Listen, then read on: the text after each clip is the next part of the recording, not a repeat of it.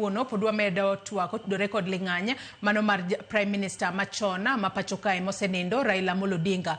Odiochieng' manyoro piny Kenya ne ohingo nyasi mar Mashujaa Day. Kata kamano ne waneno ka nyasi makamano jatend piny Kenya William Ruto ne oyango kata ne owacho ni nyasi mar Mashujaa mano mar odiochieng' manyoro mano timore alap ma Ithokwe Stadium e county mano ma Kitui. Ne en mano mane iyango godo thuona marwa ma pacho kae mano mosenindo Raila Amolo Odinga. Kendo nyalo wacho kod dongere ni Mashujaa mar higa mar 2025 nobedo dedicated ne mosenindo Raila Amolo Odinga. Nyakwaremoge Juang mano kachiel kod puoch kachiel kod pak mamoko kod ling'anya mar Raila Amolo Odinga oweyo e pacho kae e mwadwa twake. To twak maket kod mae okabibedo godo kenda. Antiere kae kod welo ariyo. Wendo wa mokwongo nitiere studio marwa e county ma Kisumu mano Ambrose Weda ma en okil Kamaloka kendo en janon weche mag siasa. Oyawre Ambrose Weda, ichiew nade county ma Kisumu kendo machiegni network Ambrose. Erokamano ahinya Haya Musainya Ambrose Weda, wantiere kod ng'ikruok matin e yor tudruok kodi, kata kamano wabobedo ka watudore kodi kata waloso tudruok makamano kaita wabobedo ka duogo iri e kinde mwadhi mbele kod twak. E studio marwa e county ma Nairobi kae antiere kae kod Tom Nduku, janon weche mag siasa. Oyawre Tom Nduku, ichiew nade okinyi makawuono kendo machiegni network. Oyawre mang'eny kendo wachiew podi waywago mana wodwa. Manyocha jatendwa kendo jatendwa e party jatendwa e Kenya kendo koro ng'ano manyoso bedo ng'ama duong'. Omiyo wagoyo bende ni sirikal mar Kenya erokamano kuom ketonwa mayot ting' manyodo tamo kaka jo ODM nikech an antie ka jaduong' Jaramogi onindo to welo manyo biro iko jaduong' Raila nyano an ka ng'eny motamre gi nono.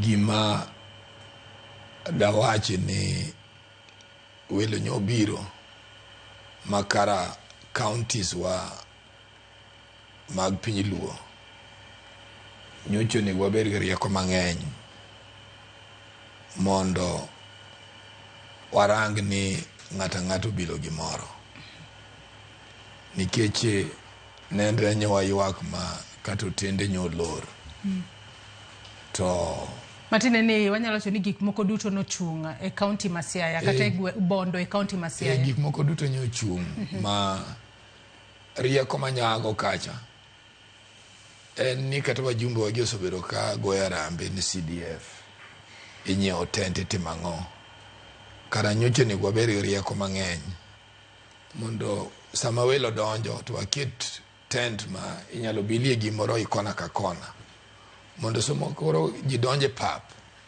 to jidonjo ka igi ber nikech koro nyano wang'o ni wendwa mang'eny manyo biro moko seche moko nyako ido gimoro kendo anyawacho mpango mane wan William Jaramogi kara ne jakomo timonwa maber nikech ta jo Coca-Cola noluongi mane uso pigo soda gigi nyodwa dwanyowa matin taparo nikech ywak nyobiro mang'eny koro moko to wanyalo mana puonjore but mane gima nya neno manyodwa hinyowa matin nikech kara jaduong' nyocha nigi osiepe mang'eny kendo gwelo mang'eny to ma en challenge ni home counties mamawa gisobedo ka watimo rambe mang'eny ni ji to nyoka neno ka nyasi mar odwa mako piny malong'o koka gago nikech jogi nyo wendwa mano nego beni rito gi makare kata bedo ni ji ne nitiere kod late. Yes, nyoko nego warang gik magikelo nyo nego wan mwaritgi magikelo go to nye nyalo loso welo kadhi nyime koro mane ng'ikruok manyadwa nene matin nikech koro ibiro nwang'o ni jowa moko seche moko nyalo sewa to mak mana ni kamano timore to wagoyo mos but en puonj makare kendo anyalo kwayo To bende wanyalo wacho ni adwa mondo mi imak parono gi kanyo kwayo machielo ma intiere godo adwa ni imak parono gi kanyo. Wanyalo wacho ni lien Raila Amolo Odinga kata to mano mar Raila Amolo Odinga en gino mane otimore apoya nono. To bende kaluore kod kaka ne ochiwo seche matin ni ohike bang' seche 72 seche moko nomiyo ji obedo kod akirikeke makoni kod kocha, ji obedo kod koso bedo kod rieko mano mar pangore kata chanore yo makare. Kaloni ni gik moko ni timo mana mapiyo piyo mar mondo mi dwaro mare mogik mar kete e kar yweyo mare mogik otimre kaluore kod dwaro mare kata obedo nosenindo. Makna mana parono gi kanya ng'eni nitiere wach mar ariyo mane dwa wacho. Ing'isa ni wadhi e kaunti ma Kisumu, mano Ambrose Weda okil kama loka. Ambrose Weda rwakini machiegni e twak mar okinyi makawuono. Ang'eni nyaka ne walala Prime Minister machon mapacho kae Raila Amolo Odinga pok yudo thuolo mano mar biro twak kodwa e studio kae achiel kachiel. Okinyi makawuono ka wachako Ambrose Weda dago mar mondo mi amiye thuolo mar mondo mi bende kinyalo ywak kata inyalo paro mosenindo Prime Minister machon mapacho kae Raila Amolo Odinga e yo machalo nade. Ambrose.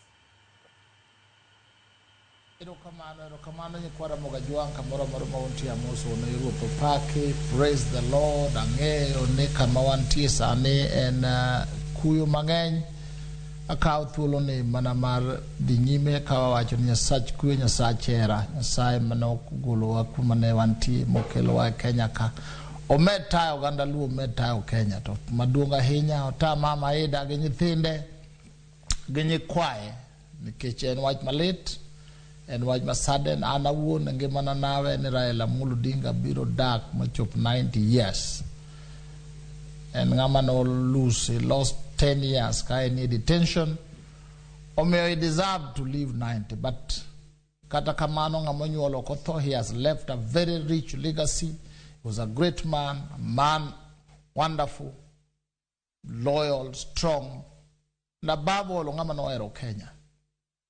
An awuon kang'eyo diere mane wachake kode chako gi Mheshimiwa Raila Amolo Odinga 1989 to piraboro wachiko ni my uncle ne na accountant margi East African Spectre kendo ne en personal assistant mare kanye manarome gi Mheshimiwa Raila mosiepo donjo mang'iyo donjo no chopo diere moro mabenda yalo ne wadhi kamano mutegno manyalo paro ni chieng' moro ka jine Ford Kenya to jomatindo wacho ni ka Jaramogi osebedo jatend Ford Kenya to kendo nyathine moro ok nyal bedo ni be nimiyo come party to one jomane strong and young and highly educated manene jakom biro no ne waluonge no wadga kinyi nwakono oyo Karaila en Karaila ka Jaramogi en ka Jaramogi kage tamo ba wadga kinyi e kom to gibi neno kwe machieng' moro ne wago koko mang'eny ahinya City Stadium mane makoro ne odhi ma compromise obed mara eloketi deputy director mar election kata kamano nikech no ng'ama bende otegno komno nochako koro bedo maduong' mokalo waruru kanja mokalo modonjo bakane koro Jaramogi tho samane Jaramogi tho ng'ama ni wang'eyo ne de kao kar baba mane de kao kar Jaramogi mane duong' mane Luo hero ni luongo ni Mheshimiwa James Orengo maluwe machielo ni luongo ni Professor Peter Nyang'nyong'o mar adek ne en Professor Umamuga Honorable Raila nokawo ni Mauru Odinga majaneko majago koko magore gi ji. So some of us believed in him. Some of us walked with him. Along the way, obedo mochopo maka Jaramogi osetho wadhi nyaka Thika. Mabang' mano ka weche ma Thika Ford Kenya bare dwa kon jaduong' wuogi. Jatelo nyiewo kawo party kuom ng'ama niluongo nolude NDP. Ore contest election Lang'ata diere chane Lang'ata wae Nairobi kwa the register kuonde mamoko so no en jatelo mathuon ne mane moro thuon otek kendo en very focused it a lot of things I learned from him being a mathuon being a focused being a mang'eyo kama dhiye kata tek kata omiyo Nyasaye oket chuny baba kama ber Ang'eni ko wadhi mbele. Saudi to dalane. Saudi to gadaluo.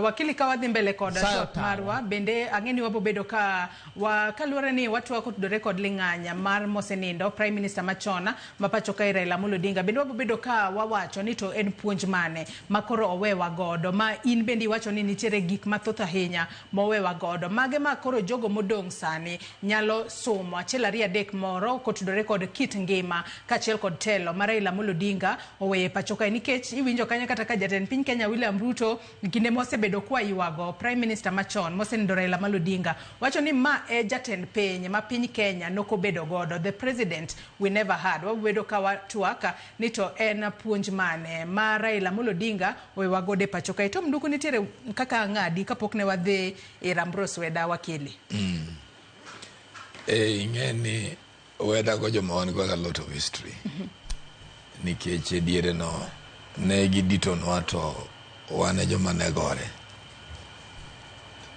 koro gima temo wacho atemo mana luwo kaka kara jakom nyo challenge wa kaka joma ni home county mare kech welo nyo biro mang'eny kabisa kendo adwa na kwa acting party leader ne kaluwore gi gima nya neno cha ber mondo party mar ODM ma nyocho nego bed nitimo celebration mare koro kae beto celebration no koro nego time mana Siaya kiktere Mombasa mondo wakuong waket chuny jaduong' maber mondo wami jogi manchamie kora nyasi moro malong'o makoro ji nyalago kamor kawacha diere jaduong' nindo long live the king nikech jowa mang'eny obiro kendo nyegi nyalo muomowa to pod nyaka wachopi gima nyalo moro jaduong' Raila Amolo Odinga kama ninde nikech ing'eyo osiepe manyobiro ka ineno ka pod president ma Uhuru Kenyatta pod nukuno nyaka sani ngechin pod en wendowa ng'isi osiep manen go ikinde ga jakom ng'isi kaka nogeno kuom jakom nyodok kendo pod ang'eni ntie omiyo magi ng'iso wane jogo mosobiro kago en jakom kura kuom ndalo mabuora jogo mosochungo jakom osiepe ma jakom osomako okwanya rito go mana anniversary ma jakom koro bura chaka ber to bura maduong' onego lok mondo dhi kacha mondo wakuong waket jogi ma jo ODM gosiepe ne nikech ka winjo matut tano ang'one jakom nyocha dwa loso bura ni to thank everybody mosobedi ODM no matter kamisodhi kato bedo ni ne intiere ODM mokwongo tisedhi duon bura machielo nisodhi bura duon machielo kore dwa ni gigi owach kama spirit ne nitie mondo wachwak waluongo jogi oduoka President Ruto bedi ne wan kode ODM Balala Uhuru Kenyatta mondo koro wawuo malong'o from there I think ne idea maneno go may be born afresh ike jaduong' nyocha dwari o Kenya mane momine no kanyocha kore na peacemaker kuonde ka kuonde te momiyo be nanyalo wacho ka onge gi luoro ni nyaneno kama nywane liel ka siasa chapni mino wanka ngani wach ma wigi wil ni nyocha wasokalo kanyo wagik i broad based to wan gi NADCO mabende jakom ne dwa no ber fulfilled to wan gi 10 agenda mabende jakom ne dwa no ber fulfilled koro wan ntie gik moko mwanie past to ka jakom nyoyudo chance mar broad based to include Kenya mangima nyaka jogo mano ai party machielo mano konyowa Azimio koro ngeche ne paro ma jowan go cha is lost jowa nyedwa think nyodwa keto gicha ka gir luo while jakom to nyocho keto gicha ka gir Kenya koro moving forward jaduong' Oburu nyalo dong kaka party leader marwa to ng'ama nyalo bedo ne nego bahasha the message in the envelope mar jakom to en Mama Eda. Magisani go pacha to en ka wadwa fulfill goal mar jakom to wanyalo urge President Ruto mondo obed very close to Mama Eda mondo wa achieve gima nene ni envelope mane ni building bridges mar jakom iwinja and broad based gini ngama koro nogo nikech jakom nyowewa abruptly nyalo na bedo mama kata buru jomodongi no oko koro nikech koko ng'eny dwaro ma ng'ato nogo ma nyocha nyisi TV kae ng'ata nugu story mare gi jakom nikech jakom nyocha wuoyo gi everybody kendo kane jakom ogeni to jakom nyalo nyiso kata joge gon manyna ng'ani sim to wuoyo kodi koro moving forward mondo gini kik lal and madwa na wachi very soberly mondo gimanya jakom dwaro ni kik lal. There is need for us mondo wa respect Mama Eda mondo wang'ene discussion mane manentie tang' mane jakom go president mane dwa konyo Kenya kata mane dwa konyo gando kaka Luo iwinja mondo wakwe gik maneno gi kendo adwa na warn most of the politicians gimama wedo wacho kanyono jowa matindo gi kia somo siasa ne gionge gibiro nyoro to gibed MPs pogi wuothi gini koro kanye gidonjo bu gibed MP to giwene sama gichung jigoni gikoko chani gichopo ana otho gorengo ma wane joma ne loso rallies in this country until 2002 Orengo was the popular and ngamani jungen was to become a president. Samane kuro changes obeti Joyce. Things stand differently. Morengo ni mane kunyo nokta bunge. Mudava dine kunyo nokta bunge. So adwanu jo the most. Samagi mobile ne otimore Uganda they got back to strategize. Sanie makoro dwaro Archbishop Okoth. Sanie makoro dwaro Bishop Wasonga. And Bishop Wasonga to a lot of history family marriage jaduong. Kekta woni gibende. Nena mang jok manu chung Jaramogi e kinde manigero siasa Kenya ka. Wan go Professor Godia. Wan go jo amoko ma jo lemo motegno ma ilo e piny ma milambo.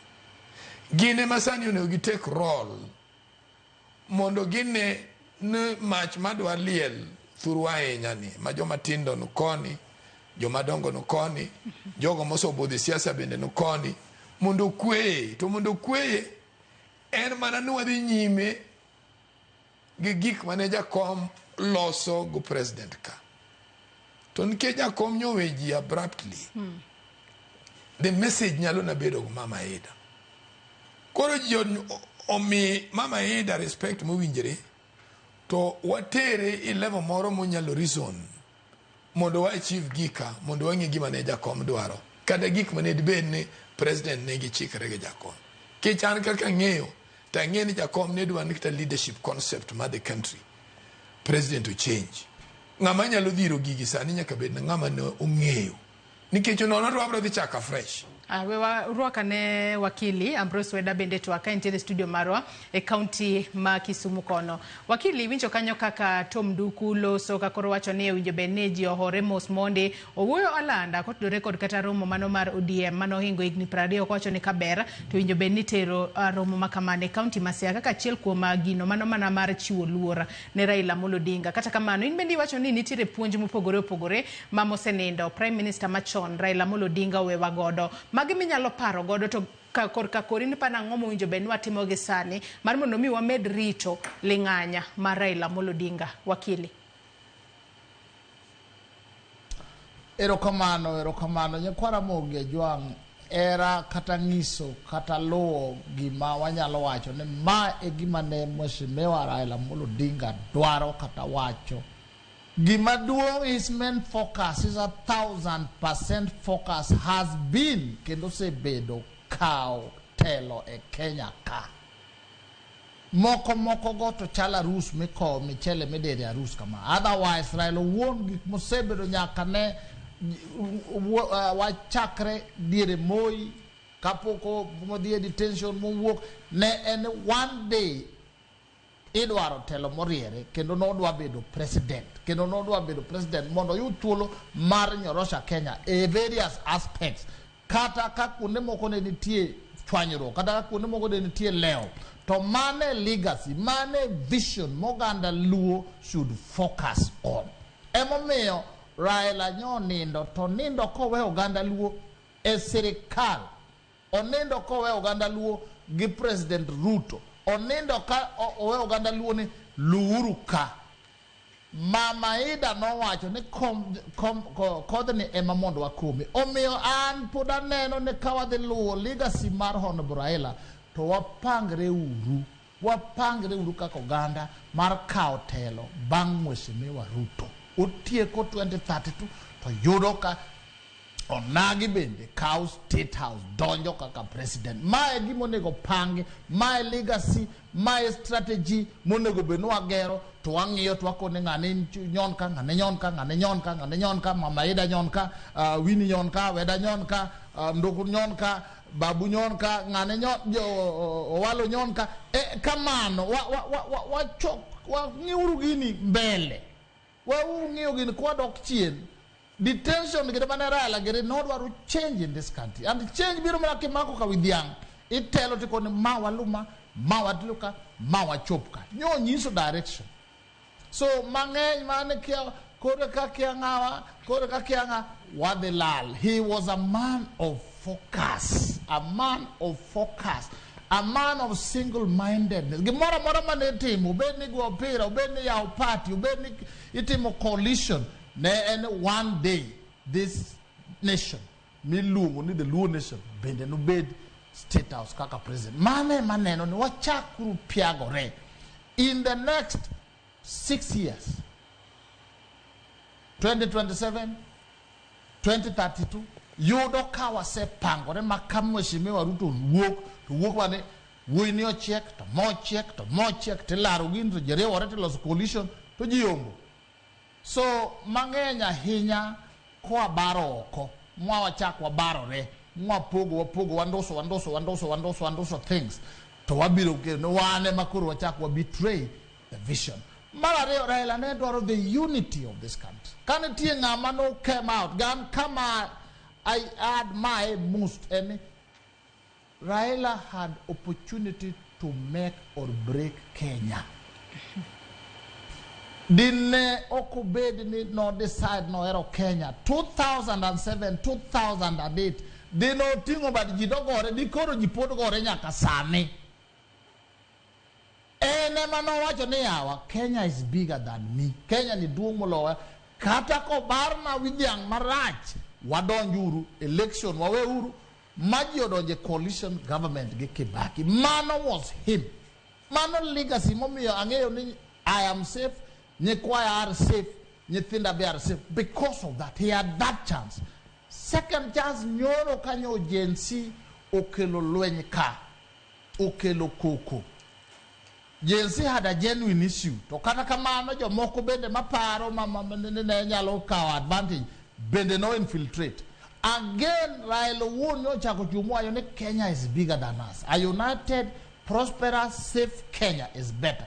Mo chako udugo piny mokona jaduong' Ruto wati wadonje mondo Kenya bed gi kwe. Those two occasions and to me is the biggest.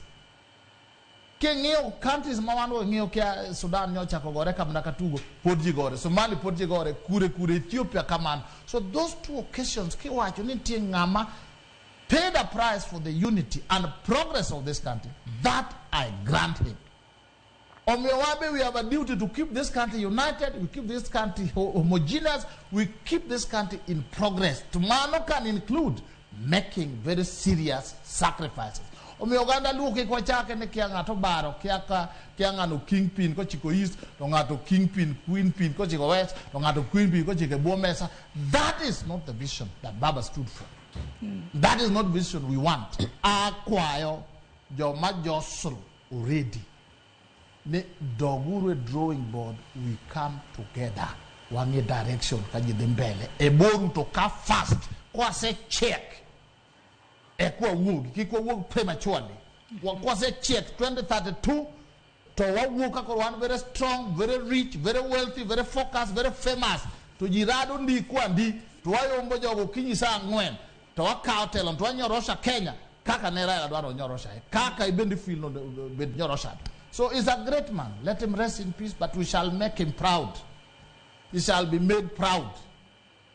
I have seen Aneno Kama Maida is strong, Kendosana and strong, canon is in the Lord, and the Lord will also be with her.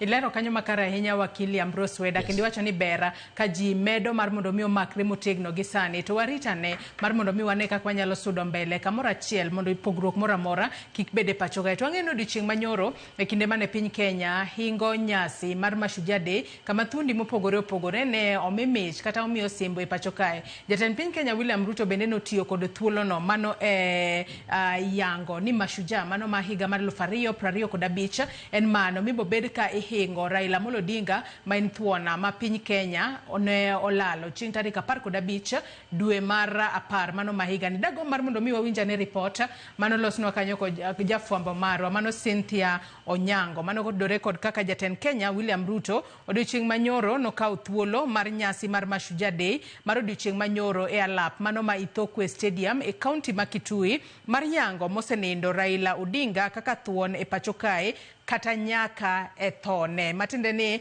nen jala manoketo piny Kenya mbele nyaka e tho mare. Ruto notwa kaka omedo timo nen Raila kendo puoe kaka jala ma okelo lokruok mathoth ahinya e pacho kae. Report makamano nolosno odiochieng' manyoro ko jafwambo marwa Cynthia Onyango wabobedo ka wawinje tadera diera wang'eyo ni mosenindo Prime Minister machon ma pacho kae Raila Amolo Odinga ibobed ka iparo kod weche mopogore opogore ka wachako kod weche go mago mag bedo kod duond buche mathoth e pacho kae mano multipartyism ma en achiel kuom gigo mane okedo ne e pacho ka wawacho weche go mag duond buche mathoth e pacho kae loso riwruoge mag siasa wang'ene nying Raila Amolo Odinga bro bedo kanyo kopogore kod mano katiba manyien mar higa mar 2010 bende koro wang'eyo ni katiba mar higa mar 2010 mosenindo Prime Minister machon en achiel kuom jogo manokedo mondo wabed kod katiba manyien e pacho ka winjane report makamano manolosnwa kod Cynthia Onyango. E nyasi makende mar dhialo thuondi mag piny mabende ong'ere kaka Mashujaa matimore tarik 20 dwe mar 10 higa ka higa matinende obagi alap ma Ithokwe mayudore e kaunti ma Kitui tach Raila Amolo Odinga ne omedo liel kendo luor makende ne omiye. This is the man, the legend and the Pan-Africanist to whom we dedicate this Mashujaa Day. It is for this reason, fellow citizens, in his solemn memory, that I invite us all to now stand and observe a moment of silence in honor and celebration of his remarkable life and service to our great country, our continent, and to humanity. Jatend piny William Ruto paro Raila kaka jatelo makinde duto ne kedo mondo piny Kenya obed kod bidhruok kod ratiro ka oketo para manyime chike kendo luor mamiyo oganda jo Kenya hero pinygi. Raila Amolo Odinga aspired and labored for a Kenya that is free, that is fair, governed by the rule of law, and filled with limitless opportunity for all of us. Baba envisioned and fought for a nation where, in the immortal words of our national anthem, justice is everyone's shield and defender. Kuoma, jatend piny omiyo Raila Odinga luor makende. As we emerge from a week of profound sorrow and reflection, and as the nation continues to observe the 7 days of mourning on the passing of our former Prime Minister, it is both fitting and worthy that we anchor this year's Mashujaa celebration in the extraordinary and consequential life of our departed legend, the Right Honorable Raila Odinga. Jatend piny bende oparo moko kuom okenge mane Raila Odinga kawo mane nyiso herane ne piny Kenya mane ogeno mohewo ngimane owuon ka ochiwo ranyisi mar mosruok mane obedo go gi jotelo mane opiemgo. Time and again, he reminded us that no disagreement is greater than our unity, no ambition more important than our peace, and no personal interest higher than the welfare of our nation. He famously declared that he would shake the hands of his rivals, whether he won or lost. Oparo gi chuny lit kaka Raila Odinga nochung kode bang' ng'anyo mar rowere mag Gen Z manoweyo ka piny Kenya oyiengni kinde mar kwedo paro mar chik mar omenda ma higa mokalo. I reached out across the political divide. Baba was the first to come to the table to help steady the ship of state, leading to the formation of the broad-based government that has since stabilized our economy and our nation. That is what heroes do. When the stakes are high, they rise above partisanship and put the country first. Raila Odinga katetho mare kinde makuyo pod opong'o chuny oganda. Jatend piny oyuago Raila kaka jatelo mangimane duto ne okalo e sandruok. Karanyisi en twech mane otwe maonge ketho. He endured prison, persecution, and political defeat, yet never surrendered to bitterness or gave in to hopelessness. He said, and I quote, "I have been to the mountaintop. I have seen the glory land. I may not get there with you, but together we will get there." Kuoma, Mashujaa Day mahiga ni mathor wach mare ne en mar jiwo sekta mar sitima. Ote mag dhialo ling'any mar Raila Odinga ne omako lwasi kendo kete ma opogore kod mago ma osebagi e kinde ma okalo. Cynthia Onyango, Ramogi TV. Tom Duku hiwinjo kanyo kaka jatend piny Kenya William Ruto noloso odiochieng' manyoro e kinde nyasi mano mar Mashujaa ka koro nowacho ni Mashujaa Day mano mar odiochieng' manyoro ma higa ni mar 2025 ne en mano ma koro oket tenge kata oket ayanga ne mosenindo Raila Amolo Odinga kendo yange kaka achiel kuom thuondi ma piny Kenya osebedo gode pacho kae. Oyuago Raila kaka jal mane oketo maino mare en ni piny Kenya jo Kenya obedo kod freedom kata obedo kod lwasi mar timo gino dwaro ahinya to ka entiere bwo chike ma pacho kae kaachiel kod weche mamoko. Keto odiochieng' Mashujaa kaka odiochieng' ma koro ket tenge ne dhialo Raila kaka thuona ng'iso picha mane ahinya to ne ling'any mare kaachiel kod weche mopogore opogore kedo mopogore opogore mano kedo ne piny Kenya. Nduku ing'e ni kuom jomosomo malach to ng'eyo ni sama Nyasaye oluongi ka nitie odiochieng' ma ji paro go mor mar gimoro kata mar gino maber ma gisoyudo, en significance ma holiness. Emomiyo aparo ni President Ruto en well researched. An mane momiyo paro kaka jaduong' Raila osewuotho gi Kenya, gigo manodwaro mondo Kenya oyudi, kendo kanya isomo tinwang'o ni jakom despite gik mang'eny motimore e ngimane nodwaro ni Kenya ber. To dwaro ni Kenya ber ma president nye keto ni. President koro luongo General Lincoln ni gik manyo jakom odwaro boyudo gi kik waketh gi yo moko winjre. Mane omiyo chiwo odiochieng'ni nikech Shujaa inyalo na pare ka gik ma koro timore e ngima itoke ber moloyo. To mane momiyo ineno ka iwuoyi gik ma notimo to maduong' ahinya en paro mariek ni Kenya ne dhi dongo, population ne dhi bedo maduong' mane nyaka wabed county government. Koro en joko ma Nyasaye konyo ma otelo kuondegi mondo kony sirikal maduong' mondo Kenya achieve purpose mar equality manye mama Ida wache lielka. Koparo ni jaduong' ne dwaro mondo somo bed ma very equal, somo bed manono, chietho bed manono, chiemo bed mang'eny. Kwaso yudo magi ne wadhi yudo labor force mabro gero infrastructure, gero gik mang'eny, gero kambi. My the significance ma ngima Raila ni opuonjo Kenya. Ni kigori gadiera, kendi dwaro ne ber no pinyu, to Nyasaye nyalo luongi odiechieng' ma otengi pinyno kaka odiechieng' moluor.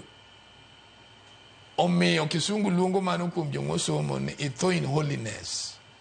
Nyasaye luongi ka in holiness. Omiyo mano nyisowa ni mondo wuodh jakom ni odhi nyime maber. Akwayo president bende guluor momiyo jakom gi gik motimo ka jakom onindo, en bende omed somo details mag jakom malach. Temomi iwinjo ka wacho kendo weda beno nwoye.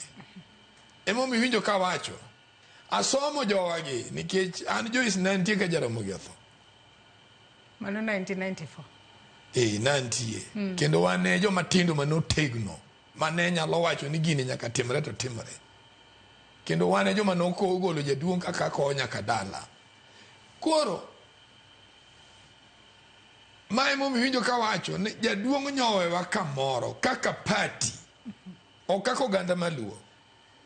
Nikech kama paro pogruok nitiere kanye kaka party gi kaka oganda mar luo. Pogruok ni kanye? Nitie adwa ni ng'en ka jakom nyoyudo chance. To jakom nyopogo kombe mamoko, moro dhi Turkana, moro dhi Mombasa, moko dhi piny Luo, moro dhi piny Masai. Odhi owuoyo nikech koro ka president machon bende odhi ogole ji bunyo mako Kenya mangima. Koro moving forward, one as a party mar ODM. Mama iman go fetwa. Kech mama manje nitie kama nyikuode wachne. En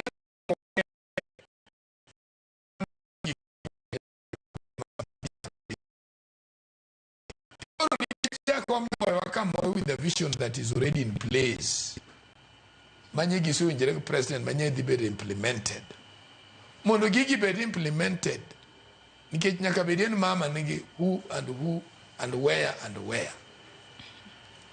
Ene mo amiuru luor koro mowinjore jowa duto bed gara ling ende tiende. To koro wapushe to chak dhiro nwa president or remind nwa president mane wacho gi jakom, mane wacho gi jakom, mane wacho gi jakom, mane wacho gi jakom to poketimo. Moving forward wabro move maber. Emomiyo significance mineno jakom president timonwagi. Gigi onyisowa ni kichunga diera tinyalo yudo kombe mari kata kiso nindo. Mane Paulo nyiso Timothy wuode ne ento neno kandalo ni osurumo. To en gimori ogeno ni Ruoth Yesu bro miye gimowinjire mondo yudi. Mae gik mineno koro jakom yudogi. Iwinja. So one tijwa en to koro bugo kuonde ma jakom nyoweyo. Gineno ni ng'ano machiegni gi gini moloyo jomoko. Ji to nyalo go koko mang'eny. Kendo ji to nyalo wacho nane ma koro aromo. Wan koro nyowewa beyond party politics. Nyowewa beyond Luo politics. Nyowewa somewhere. Ma nyowewa ka nitie winjruok mosebetie. Gigo, I'm sure, ni ng'ama nigi that ear of listening. Kata man gi knowledge, kata man gi winjo, kata man gi ng'eyo gima nye nitie. En Mama Ida. Omiyo an anyalo kwayo Luo gi jotelo mantie mag ODM. Kod joluo ma baby nyocha ni party mamoko ma bende neno no gando nego riwre. Tijgi en respect value mar od jakom Mama Ida nyeni buchegi. Kech buche ka jogi nyocha dhi mame mancha tedo nigi, mame mancha sabo gi mesa. To mama ne manyalo gwelo. Mana kaka ni winjo jatij Naman manene kane Naman odhi nene Elisha, to Elisha konene. Elisha wachone ni dhi nama igwengu che ilingri nyadeberiyo. To akto wacho tan ng'ama jalwiny motegno ni Elisha nyalo choma konena nade. To jatije manowacho ne winj wach ma jatich ruoth wacho. Buno dhi odonji pi, buneno kuo. Jatich ruoth manyoro nitie. Manye chiegni kama nyilose gigi duto nyen mama. Omiana nyalo kwayo moving forward for ODM and Luo discipline. Wauru mama luor bang mama kotieko ywak. Bugik moko bedo maber. To mame modhir nwa gik nikech Kenya koro hingo gik ma pode maneno ka ji pachogi. Kenya nye dwaro unity, whether political parties biro bedo mang'eny, we don't care. Whether political parties will do what. Now it is not our virtue. Our virtue and can we attain gik mane katiba.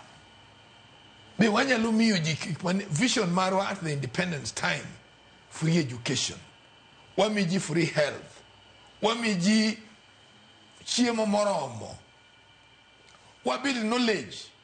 Wagere Kenya. Mondo Kenya be industrialized country. Mondo Kenya be an economic empowerment country. A country majinyala admire. A country that thinks positively. Mane kama koro wantie. Iwinja. Okwantie kama koro jidwa dondre. Mapodi dwa goro. Ngamangima no tho isanduku. That is now not where we want to go. Iwinja. Nitie kama gini owewa. To kama owewa ni manyaka wa move go forward. Koro warango to ngano manye chiegni. Ji duto nyalo bedo jong'wech. Lakini nitie ngama nye chiegni go thol. Iwinjo. Ngama winjo wach ruoth no ema bedo ga ruoth. Omiyo gesani moving forward. Adwa ni mondo gik ma Ruto sotimonwa to koro kwanyal kwano. Emomiyo nyisi na achako ni go ywak. Now I felt very disappointed. No police mobile rito Jakom. Masiche moko kare kwa bekri tent mundu chiemo onge. Nye onge chiemo machiegni kita pimo nyalo modho. Mane gima lethna. Kalure ne kroge okono ket makare. Mane malethna kende. Iwinja, danda manyoro governor Masia wacho ni jaluo ne dhano cha. Nyoka nene. Ji chunygi ne lit. Kana lit. Nitie kama koro lit nitie to lit. Ing'ene lit ikogo nyasi. Emo minjo ka ywak na. I would think ni governor wanga. Maja party. Go buru ma party leader. Gujo kombe wetegi. Gipar nyaderiyo. Mondo ODM manyone go Mombasa chokel koni. Mondo jowa manyocho sobero kagero jakomgi. Walosi esao moro matin mondo Jakomo bed happy. The dead is appeased. Ageno ni giwinjo kwayo mari. Ambrose Weda kapok wadhi yueyo moro madundo. Gisani, in korka koriko tudore kod twak. Majatend piny Kenya William Ruto nochiwo odiochieng' manyoro e kinde nyasi mar Mashujaa. Makoro Mashujaa mano mar higa mar 2025 noket tenge kaka mano mar dhialo mosenindo Prime Minister machon mapachoka Raila Amolo Odinga. Wakili. Erokamano.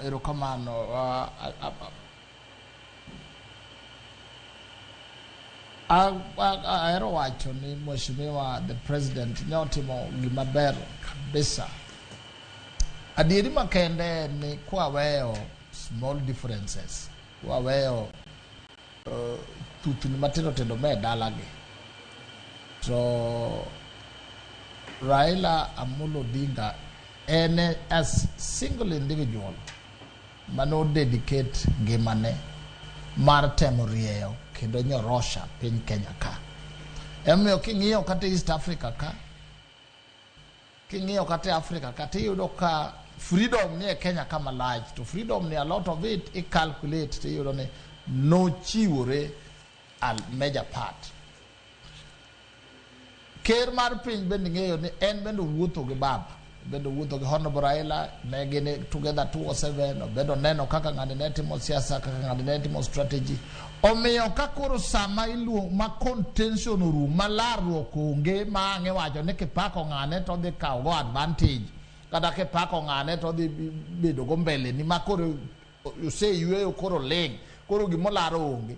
Adieri wuok makende mikon Mheshimiwa Raila ne en shujaa, ne en ng'ama otegno, ne en ng'ama ohero Kenya. Omiyo gima nyo president otimo en gima ber kendo mae the real meaning mar shujaa.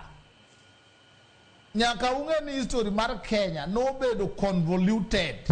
Ondike kaluwore ng'ama ndiko history ndiko to rucho moko joma ne oko participate motegre mendiko ne mbele joma ne mbele duoko chien koro maendi manyoro ni history obedo written correctly mamano aduoko ne mheshimiwa the president erokamano mare ungeni president wa mwango ni adieri makende no ko ng'ama wito siep ko ng'ama jamriamba ahinya to ng'ama be ok wito siep en ng'ama kungo gi singo to luwo singo no ibed ni duong ibed ni chwe ibed ni borabor ibed ni nyadundo oluwo singo no omiyo kanyo wacho bende ni singo manegeno ge mheshimiwa Raila ibiro timo singo mango oganda luwo ibiro timo ang'eyo kendo anyalo chiwo assurance ni obiro timo en mane en our duty mondo wang'ni wawuothi in wisdom. Let us travel in wisdom. Wawuothuru ka joma riek, ka joma otang', ka joma ong'e kama dhiye, ka joma ong'e gima dwaro, ka joma ong'eyo ni it is possible, it is doable. Wan kama koro bet ridore, diere moi chama ne ok oridre. Ma chama nitie detention without trial, to nitie ang'owa, to nitie special but to nitie police. Sani koro ridore nyalo kona dagi. To ng'ama tali yonge. Omiyo the honor manyomi mheshimiwa Raila. Wageno ni honor no will continue. Kendo wan bende kako ganda wabiro kete in good memory. To good memory no nyalo mara bedo ka jogo kata manie party mar ODM. Kege chak baro re gi go koko gi riembo jomoko koni maga dhoke magi onge kodwa magi kia ang'oa mara reyo kata ne gin giwuok gin wan etie mheshimiwa William Samoei Ruto ka obed UDA obed ODM obed jogo mang'eyo kamwadwa dhiye. The focus remains 2032. The focus remains 2032. Presidents mabire pinyi luoka jodala wawachunu gino ene mane gima ne Raila dwaro, mane gima ne Jaramogi dwaro, mane gima Mbaye gidi ne dwaro, mane gima Weda gidi dwaro, mane gima Walo gidi dwaro, mane gima mheshimiwa Thomas Omolo gidi dwaro, mane e gima my brother Ray Omolo gidi dwaro, mane gima nyithindwa dwaro, mane gima nyikwawa dwaro.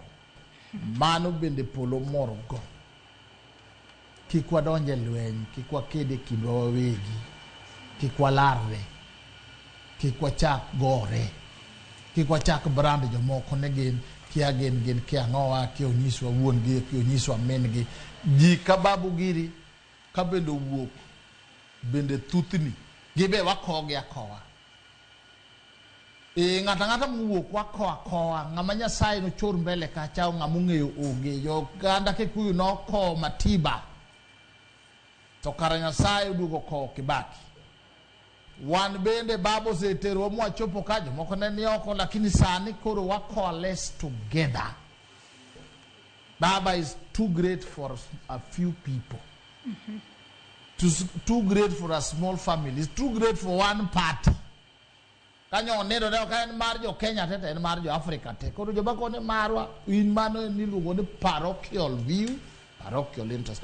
God loves the Luo nation. Nyasaye ero waken Nyasaye the Luo nation. No meyo no allow leaders mutegno kaka Jaramogi, Raila Odinga, Dr. Robert Ouko, many leaders chon to concern be the one very good array of leaders. Elected, nominated, makawa beda gi kathira wich mutegno gari yako manyalo re. To gima dimon wa yudo gini bang' Ruto onge. To kwa yudo gini to thagruok mang'eny mande bede thagwa mar bedo oko e papi gini mang'eny ibiro loso. Wami uru lamo bede. Waketuru lamo malo. Akono ni morna ni mama Ida ni Yesu. Tegno kendo Nyasaye biro tae kendo ang'eyo ni kata mheshimiwa William Samoei Ruto biro kele machiegni. Keturu mna wangu mos biro neno ka kendo en kamo yaro le maber bukone to kara Yese taya. Ansa mane Jaramogi to nawe ni piny Luo rumo. Ne ok ang'eyo ni kore ka yawuoyi dwa wuok morengo ni ka, Tanyang' ni ka, to Raila ni ka, to Uma Muga ni ka, to ji ni ka makore kowuok check kata mna ma luga mar andhoga kia ngo emamodu wangadu ruok waketu ma lugha mato kutendereza Yesu ne kodwa terowa Raila nyowe waka Mheshimiwa Ruto wawuotho together strength courage focus God will see us through. Uwinjo jodala, uwinjo gini, uwinjo. Giwinjo yo makare ahinya Ambrose Weda. Aduno ka mana yueyo madundo gisani ka waduogo kaito bende wabobedo ka watwaka kotudore kod kita osiepe ahinya nyato jogo manitiere paw siasa kit osiepe mowinjo be negi keto nikech kineno kanyo noik kanyo chieng' Jumapil odiochieng' manyoro ne waneno ka jatend piny Kenya mar 4 manosedhi Rutaya Uhuru Kenyatta noduogo kende lien Raila Amolo Odinga ka koro kelo kuyo kachiel kod leta mano ma wuok e familia mar jo Kenyatta ka koro kelo ne familia mano mar Raila Amolo Odinga kata bedo ni sani oonge ahinya nyato jogo manitiere paw siasa owegi kod puonj mane ahinya nyako tudore kod kit osiep mowinjo be ni ibedo godo nyakwara Moge Jong wakao yueyo madundo gisani waduogo ote magi bende chwal abo bedo ka somoge kik idhi mabor.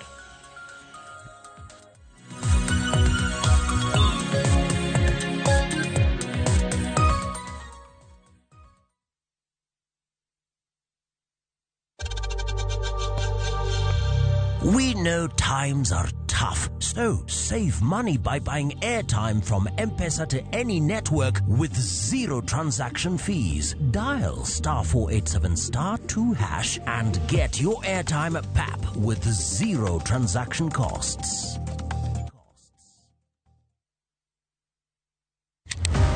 Ticha ng'wen ka ticha ng'wen, wafwenyo teko mar pok mari. Ochalo like gima nasomo.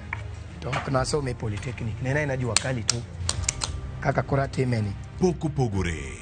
Keto lere wi jogo mapile loko michgi, obedo ohala madhi maber kendo bedo yo mar yuto margi. Tigoni inspiration ayudo kuom jo Masai.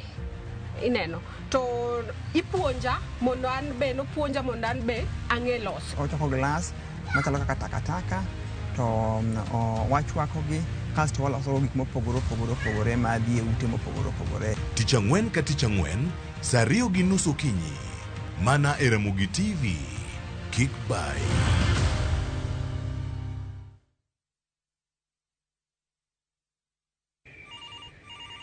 Baite bwana, baite murume. We wacha bwana. Unanipigia simu saa hii? Si utafanya ni nyongo bwana. Unataka miraa yangu ikatike?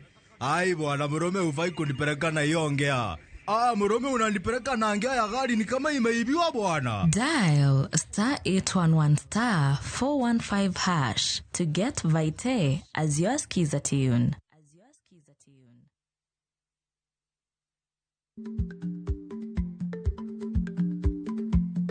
Jarik ni jamuod nyoyo gi goyo. Matiende ni dhi matek maok inono maber samoro nyalo miyo ng'ato midhiero.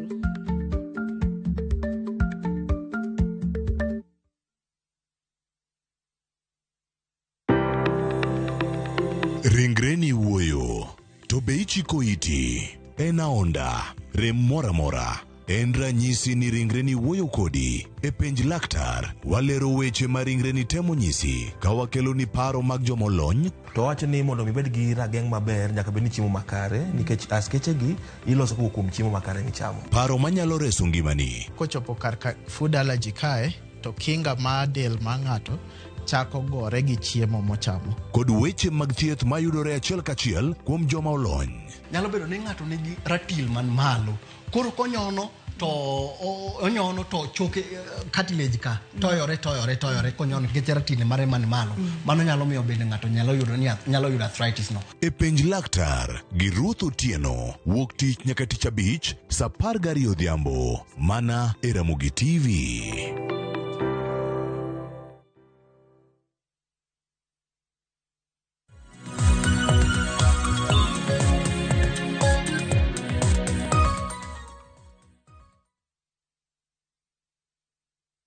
Machiegni kendo nyakwara Muge Jwang kendo ero kama na inya kuom medo kete Ramogi TV e twak maromo kuonge chenro mar piny ling'anya mar Raila Amolo Odinga. Kaponi eka itudori kodwa gi sani antiere kod welo ariyo, wakili Ambrose Weda intiere studio marwa e kaunti ma Kisumu kaachiel kod Tom Nduku janon weche mag siasa mantiere godo e studio marwa Nairobi kae. Nyakwara Muge Jwang ka wadhi mbele kod twak marwa, jatend piny mar ang'wen mano Uhuru Kenyatta nodok odiochieng' manyoro e lienda Raila Amolo Odinga. Sigana makamano kata report makamano no losnwa kod jafombo maro Elizabeth Ajode. Wawinjane eka waporane wach ni to Raila Amolo Odinga e paw siasa ka nopuonjo ji kit osiepa nowinjo bede yo machalo nade. Wawinjane report makamano monde.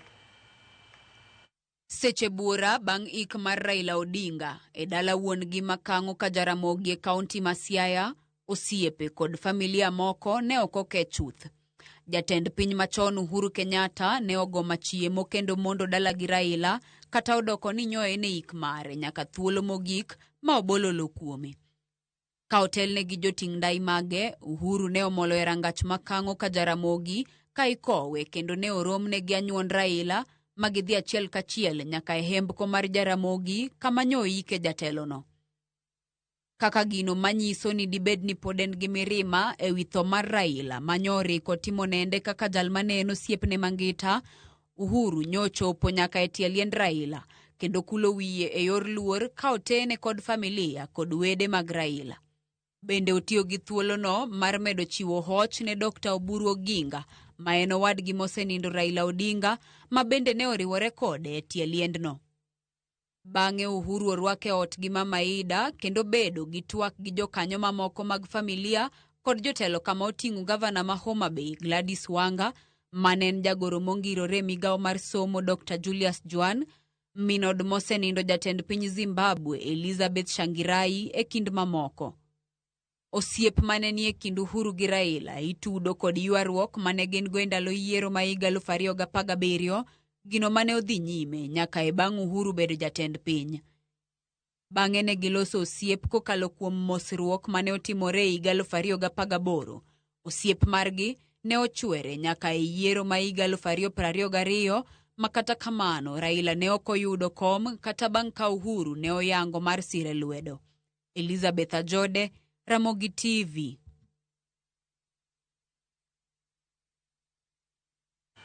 Nyakwara Muge Jwang iwinjo kanyo mano report mano losnwa kanyo kod Elizabeth Ajode. Adwa nachako di Ambrose Weda ka intiere studio marwa e kaunti ma Kisumu. Raila Amolo Odinga e ngima mare opuonjowa ni onego bed ni wabedo kod osiep machalo nade ahinya to e paw siasa ka, nikech wang'eyo kita kaka wuotha mar siasa mano mar Uhuru Kenyatta kaachiel kod Raila Odinga osebedo. Kata kamano waneno ka tok ika ndalo achiel kende kata seche mano kende Uhuru Kenyatta kalure kod osiep mano loso kod mosenindo Raila Amolo Odinga nodok mar mondo mi omed chwalo kuyo mare ne familia mano mar Raila. Weda.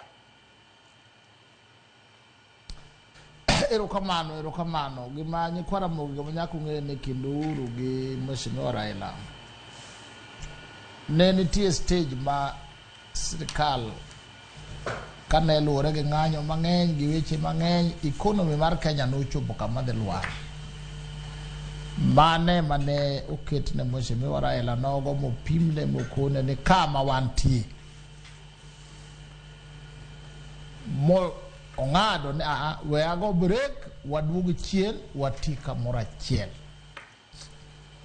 Mano ema iluongo ni the debt ma Mheshimiwa Uhuru Muigai Kenyatta wangina nego kuom Mheshimiwa Raila Amolo Odinga.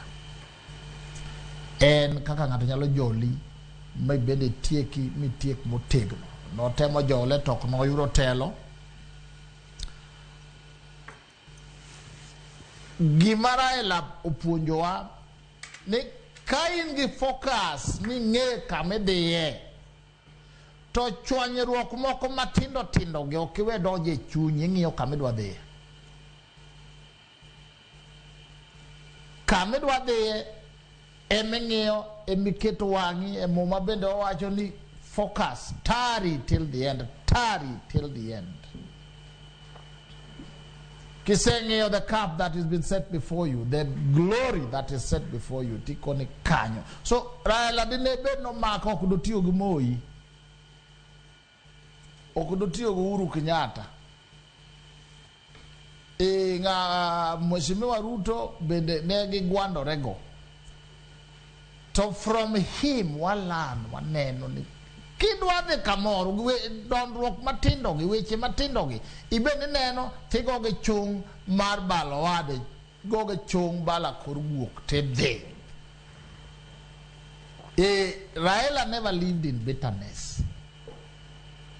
Wabe wapuonjore wan pod wan gi bitterness mawa matindo tindo. Kos diru wi matin kama to weda gere go koko nyaka kiny. Go koko ke koma. To as a leader to know we should have learned. Kata karach tidok chien. Mbele tigo gine. Koro mane mokelo that bond. En menoka bond onegi Mheshimiwa Uhuru Muigai Kenyatta. Bond onegi Mheshimiwa William Samoei Ruto. Bond no nenegi joka Moi. Manono go beno mako nege mako nen tongolo no lao kucha. To mane maging'iyo gi Gideon, maging'iyo gi Moi himself, magitiyo makatam na sama ne jiwere 2002 bang mano to siep bende nodugo bedi abeda.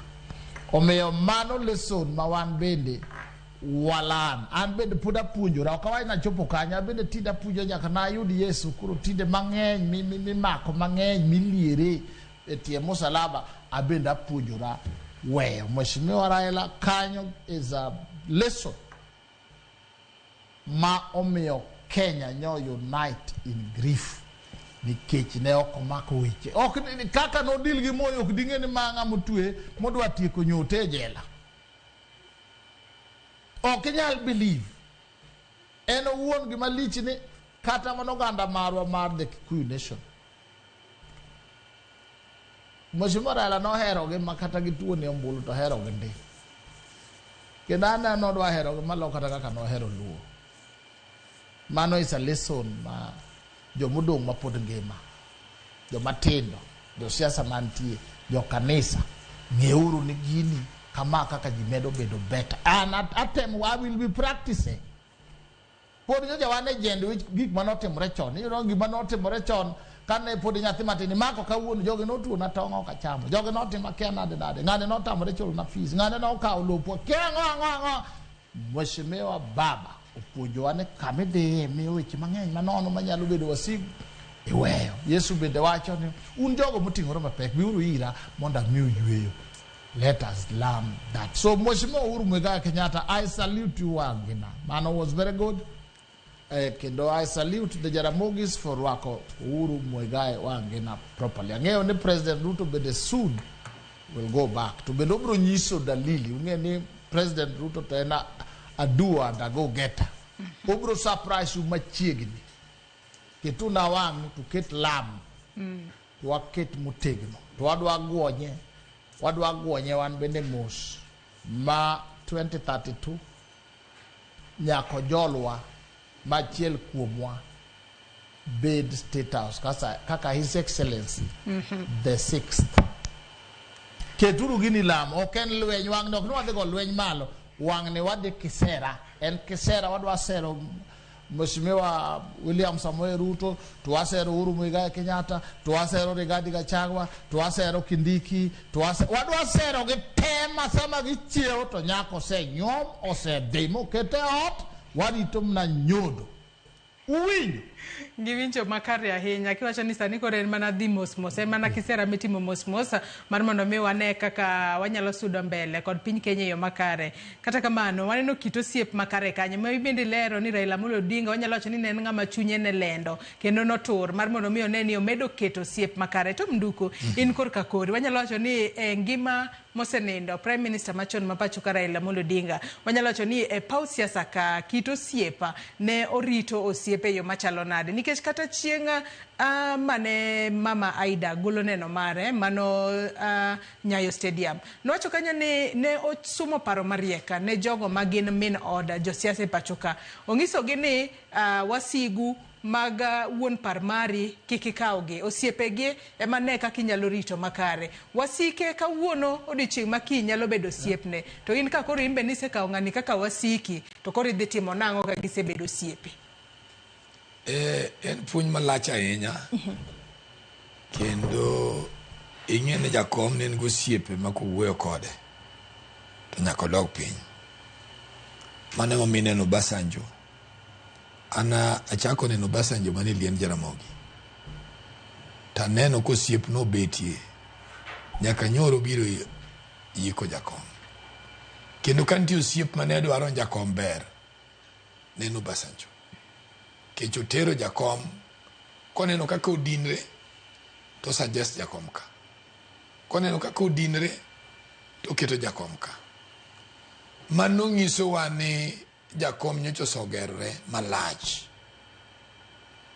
Kendo mang'eyo en kita wod jatend piny machon.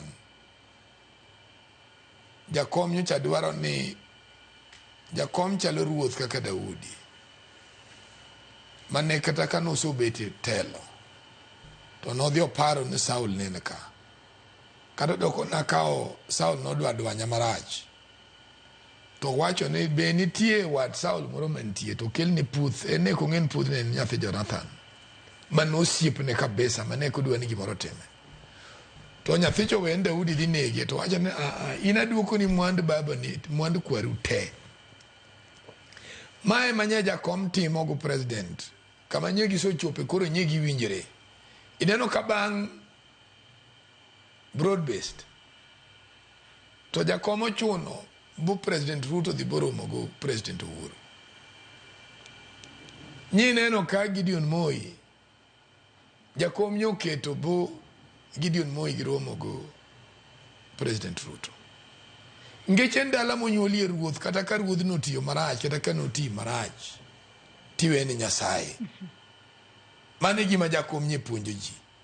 Tineno ko Uhuru ing'el mar Uhuru gi jakom gini ten a historia maduon kata kisoma inoti et Uhuru.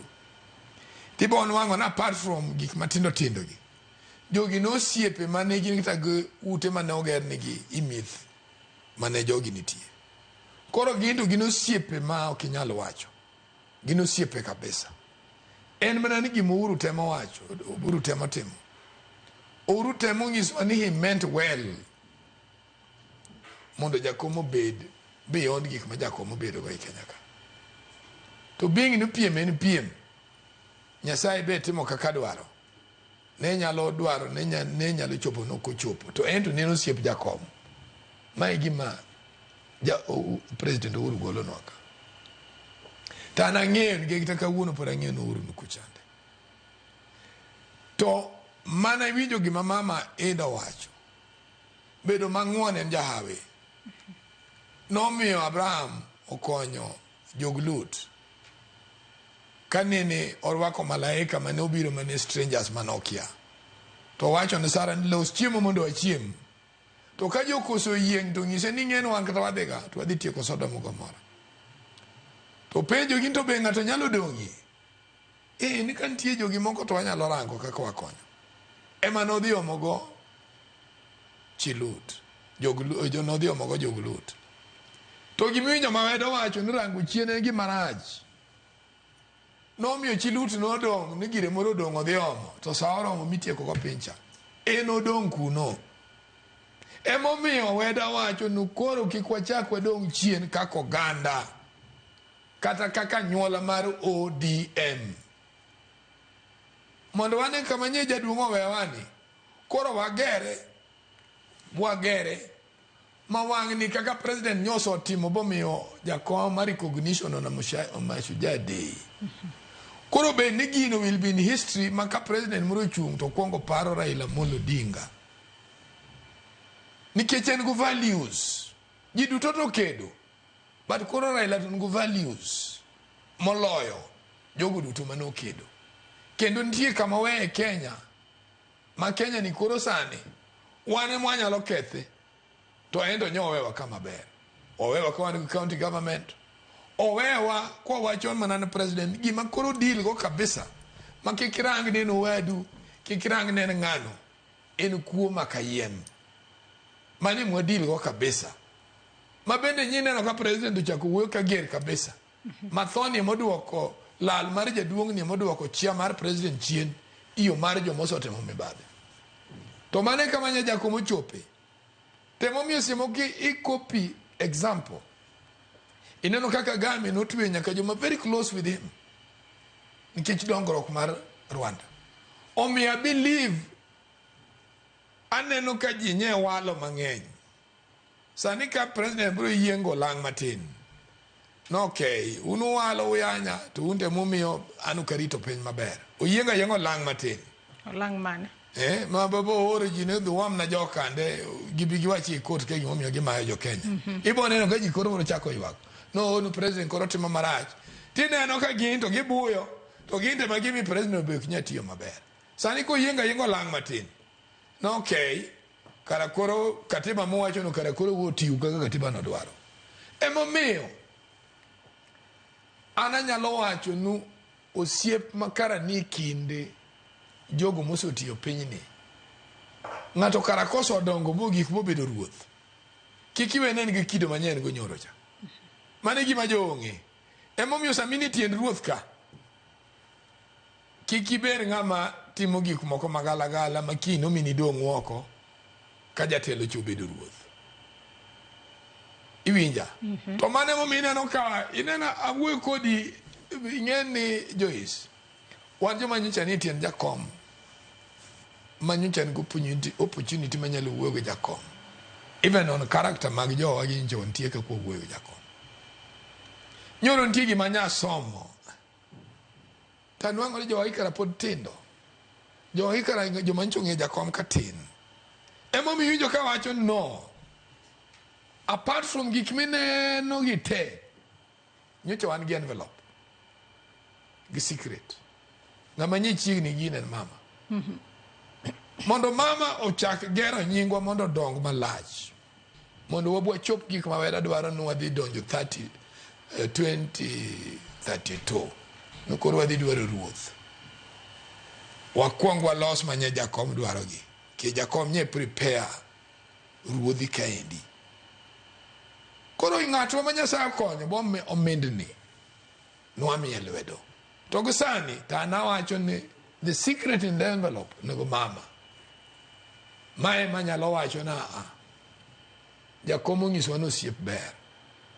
Kendo karo osiep ber kirito. Neno joma nyineno nyodhi ywago jakom kate. Nyigi nosiepe jakom in one way or the other. Nikech kaka ibiro wang' tineno ka jakom otero 1 million. Ka ng'ato tho tiwinjo jakom nyoro na 100,000. So long as nwacho chopone. Joge gi manyalo gaji to jakom to negolo. Iwinja. Temo mi neno ka jakom otho ji mang'eny ma jomoko bolo are in the wayside. Ndi jomoko mane nitie mane very powerful to nyogi onge nyaka sama nye koro jakom onge ni. Nikech ang'o makosa magi. Temo miyo jakom moving forward. En gimi winjo maweda wacho cha. Ni watimur gini malong'o. Nikech wede giro wacho ni kwa loso ODM motegno ginyalo duogo. Mondo wabeda family. Koro nyalo we wach mag UDA gi duogo korwa koni. Koro kobi koni ka jaluo biro ka ja ODM. Nikech wan gimo adechi wote en ODM. En a party manye jakom oyo ka very strong. Kendo ne ntiere kod ji mopogore nyaka jogo ma ok gin joluo. Yes. Emomiyo wan wadhi dong' as a family. To mane mo miyo ka dwaro mama Ida nikech an ang'eni kaka jakom nyocho pango gike. Every tribe is considered. To ene mo nyalo remind president. Ntienche na winjo ko wacho jakom ni ng'ane chando nego ber kama kama. Ng'ane cho nego ber kama kama. Mane mabro tego wa kaka ODM. Makata president winjo ko wacho no bende gimoko biye en ODM olal. Oko wacho no dwa biro ng'iewa. O wacho mana na osiep moso bidi kindwa ni. An bende nan ka. To nadhi ayawo dala moro. Pod wan joka ng'ato. Wanyalo wuoyo. Temo mi winjo ka ng'isi ni jakom ne dwaro ni ODM 20 oluong ng'ata madibed ne ni inception mar ODM. Nyaka Uhuru Kenyatta nyodwaro. Nyaka President Ruto nyodwaro. Nyaka Mudavadi nyodwaro. Jogi nyaka luong mondo ware focus. Mondo wang'e ni wadwaro ang'o. Koro wanya bedo maber kwa ng'eyo ni mae gima wapangi Kenya nikech gima duong' gima mineno kwa yuago parties mang'eny en pogdi kwa luoro katiba to kwa nyalo luoro katiba marwa ma Kenya bwa tiyo kode yo makare parties gi biro na bedo ute mwadhiye they will be of no meaning to gima mineno kwa dich ku parties gi en nikech pokwa luoro katiba ma Kenya inwang'o ka gavana kobedo koyudo loch to nyathine ne ka owadgi ne ka tenda en momiyo joge en koro yudo ka yudo mwandu magi gik ma katiba kowacho ni gini gitim koro magi por gik ma ketwa ni kipokwa luoro katiba emomiyo ka luoro ng'eny no ni biro nyiew party ni biro tima kwa luoro katiba magi biro na bedo ute mwakale ing'isa ni wakaw yo moro madundo nyakora Mgejong adwa ni wakaw yo moro madundo kwa duogo to abo bedo ka waduogo e tielo mogik kama bende abo bedo ka somo moko kuom ote ma ochwalonwa kik idhi mabor.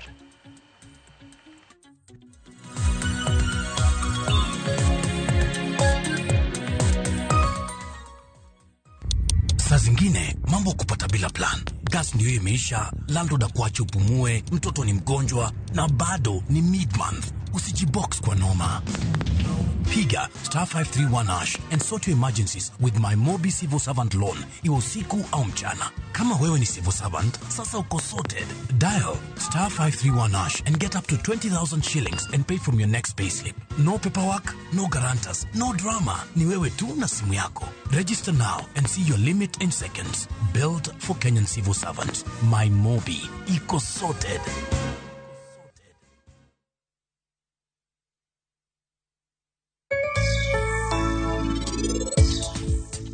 Niti bende ning'eyo gimomiyo ni chako chich koda kai kawuono. En osiepni cha. Pari gima dhi nyime ngimane sani odwa ni jok moko bende okalie gigo. Kanye kuma chich mari owuokie.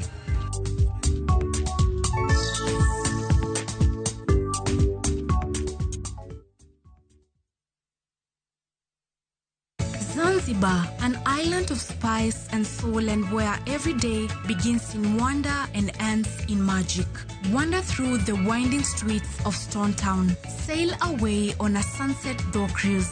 Breathe in the rich scents of the spice farms and escape to Namba Island for a day in paradise. Come with someone you love or come alone and make the island your own. Enjoy 4 unforgettable nights from only $950 per person sharing or $1,190 for a solo trip. Book now and let Zanzibar be your next great story. Call 0703-254-254 or viewtravel.com. View Travel. Dream, explore, discover. Machigni nyakura monga juange chenro mar Goma Owake. Wok ticha kelo ni mix bokwe. Ekaito tichario. Reggae Owake, yani tunaongea na Majar Rastafara. Lafu ticha dek nyakura monga juange. Akelo ni mana yani ngeni baka kiwasani. Kichangwena is kama nene, yani kitambo zama za kale. Alafu Friday, si unajua tu Friday tutafanya namna hii. Nyakura Magajong Friday supuzo wake.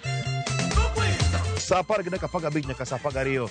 Kod Ann PDG Papa Vic, yani ukipenda mzee kijana.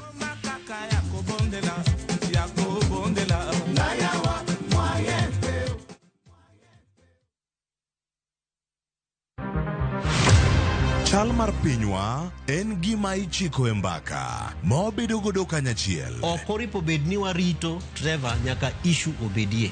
Nikech leadership is not just felt in a crisis. Chakre wach yuto nyaka somo, wach telo nyaka ngima mapile. Jopiny dwaro vijana. Jopiny dwaro ni umie strategy kaka ng'ani dok dala. Owe ponde toka gwam. Penjo madongo dwaro duoko makare.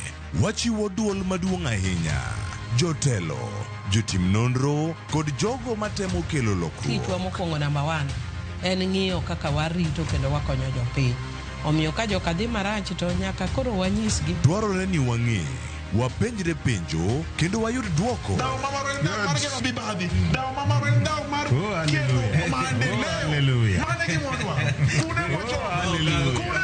Riuri kod Trevor Ombija. Tich adek, saa 3 otieno, mana e Ramogi TV.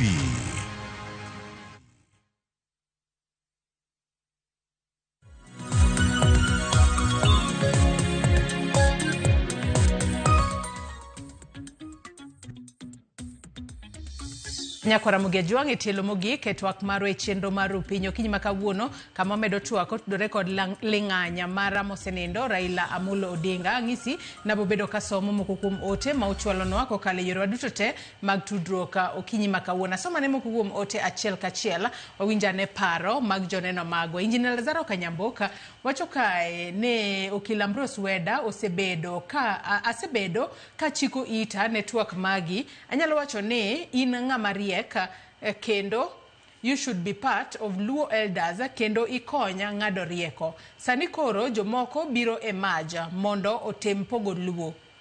Lakini ka wachung strong to pod wabiro bedo deciding factor in Kenya political landscape. Joma ok riek wacho ni ber mondo jomoko obedi opposition. Ka jomoko bedo e sirikal, an awacho ni wan kaka joluo, our mode of politics en wuoyo kod one voice. Chung motegno kamoro achiel, mano e kama oganda moko temoga admire unity marwa. Ruth Nyathi Ochieng bende wacho kae ni Raila ne en jatelo mamigosi kendo wamor gi kit ika manyadhi mane jatend piny omiye. Jakom ne en jal mariek ma ji ohero. Thoth josiasa ne oluore, osekonyo oganda mathoth ahinya josiasa. Joma ni matek gin joma nomiyogi direct ticket e ODM, sani en tiyo ne jopiny. Joma nong'iyo ni miyogi direct ticket e ODM, sani en tiyo ne jopiny kata okiri oko. Mogik to Uhuru to ne en jatelo makare, limbe to ero waneno kotimo tok ik. But the hidden agenda behind the visit ema ok wang'eyo. Uhuru noriwre gi Raila out of love for the country. Lakini tiyo gi Raila to en mana ne piny nochomo ya kere keke, koro no onge choice. Koro oganda Luo oriwre obeda gimoro achiel. Chuki manono, josiasa owerego gibeda kaka baba ne ok mak wach. Aluo twak ka an umoja enako.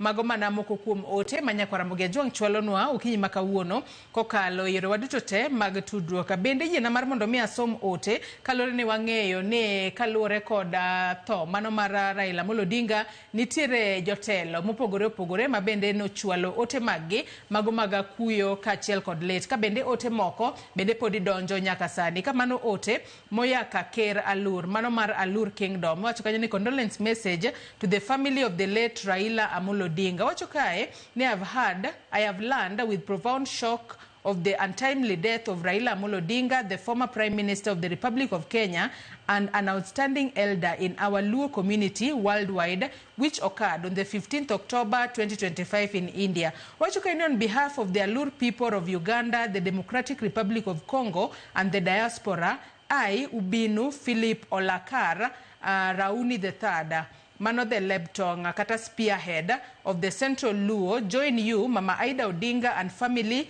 the greater Jaramogi Oginga Odinga family, the paramount chief of Ramogi, the Luo community Ramogi, and the people of Kenya in mourning the passing of away of the late illustrious Right Honorable Raila Amolo Odinga.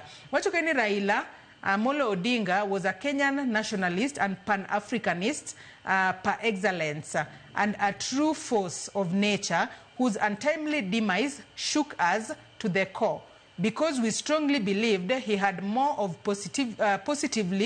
he had more to positively contribute to not only Kenya, Africa, and humanity, but also to the progress and prosperous future of the greater Luo nation. Actually, that Raila Amolo Odinga was the most illustrious son who was willing to give his all for the greater Luo unity and movement is not in question. In that sense, the passing away is indeed a great blow to the Luo nation worldwide. To Kenyans, Africans, and humanity, what you saw in Raila Amolo Odinga is emblematic and symbolic of true Luoness. His ability to disagree agreeably and compromise despite adversity is a true mark of a typical Luo, hinged on the long-held Luo principle of aja, mano truth-telling and justice. The demise of Raila Amolo Odinga is not in vain. Rather, his departure is a rallying call for greater, deeper and stronger cross-boundary unity among all Luos towards a brighter common future and shared prosperity. His departure is an inspiration and aspiration for true global Luohood. May our brother Raila Amolo Odinga's soul rest in eternal peace. Mano Philip Alakal Rauni III, Mano Ubinu Pa Alur, kata King of Alura, Mano Mawuoka pinyno mano mara Uganda. Kata kamano mananya kwa Ramogi Ajwang mano ote mana somo kanyo. Maga chiel kuom ote mago maga kuyo ka chiel kod lit mawa medo neno ka jotelo mawuok e pinje mopogore opogore medo chwalo. Ambrose Weda iwinjo kanyo moko kuom ote ma wamedo yudo kata bang'a tho mano mara Prime Minister machon mapacho kae Raila Amolo Odinga, kendo iwinjo ote mano mara King of Alur, mano kuwuok e pinyno mar Uganda, kendo ne mochung' ne joluo mago mane pinyno mano mar Democratic Republic of Congo. Ma nyiso nang'o kit kaka Raila Amolo Odinga telo mare ne jo Kenya kachiel kod Afrika ne piny ngima, nikech wang'eyo ni lala mar Raila Amolo Odinga ok en lit ne jo Kenya kende, en lit nyaka ne jo Afrika. Par ni Raila Amolo Odinga ne nitiere kod lemo ka AUC mano mar infrastructure, matene ni Afrika bende olalo gimoro, piny ngima bende olalo gimoro. Wakili. Erokamano, waduoko ne ker mar Achol kumoro message ma condolence. Gima ung'eyo kata ka ok ung'eyo ni Mheshimiwa Raila no ofuono Oganda Luo. Oganda Luo here is LWO. LWO is the wider group of the Luo community. Manakaka de watch ni Bantu.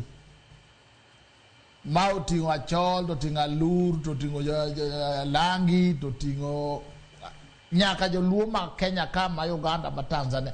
Jogi ne o interact go temo yuayo machiegni. Kendo no dhiga kuonde go ne omako gi mutegno.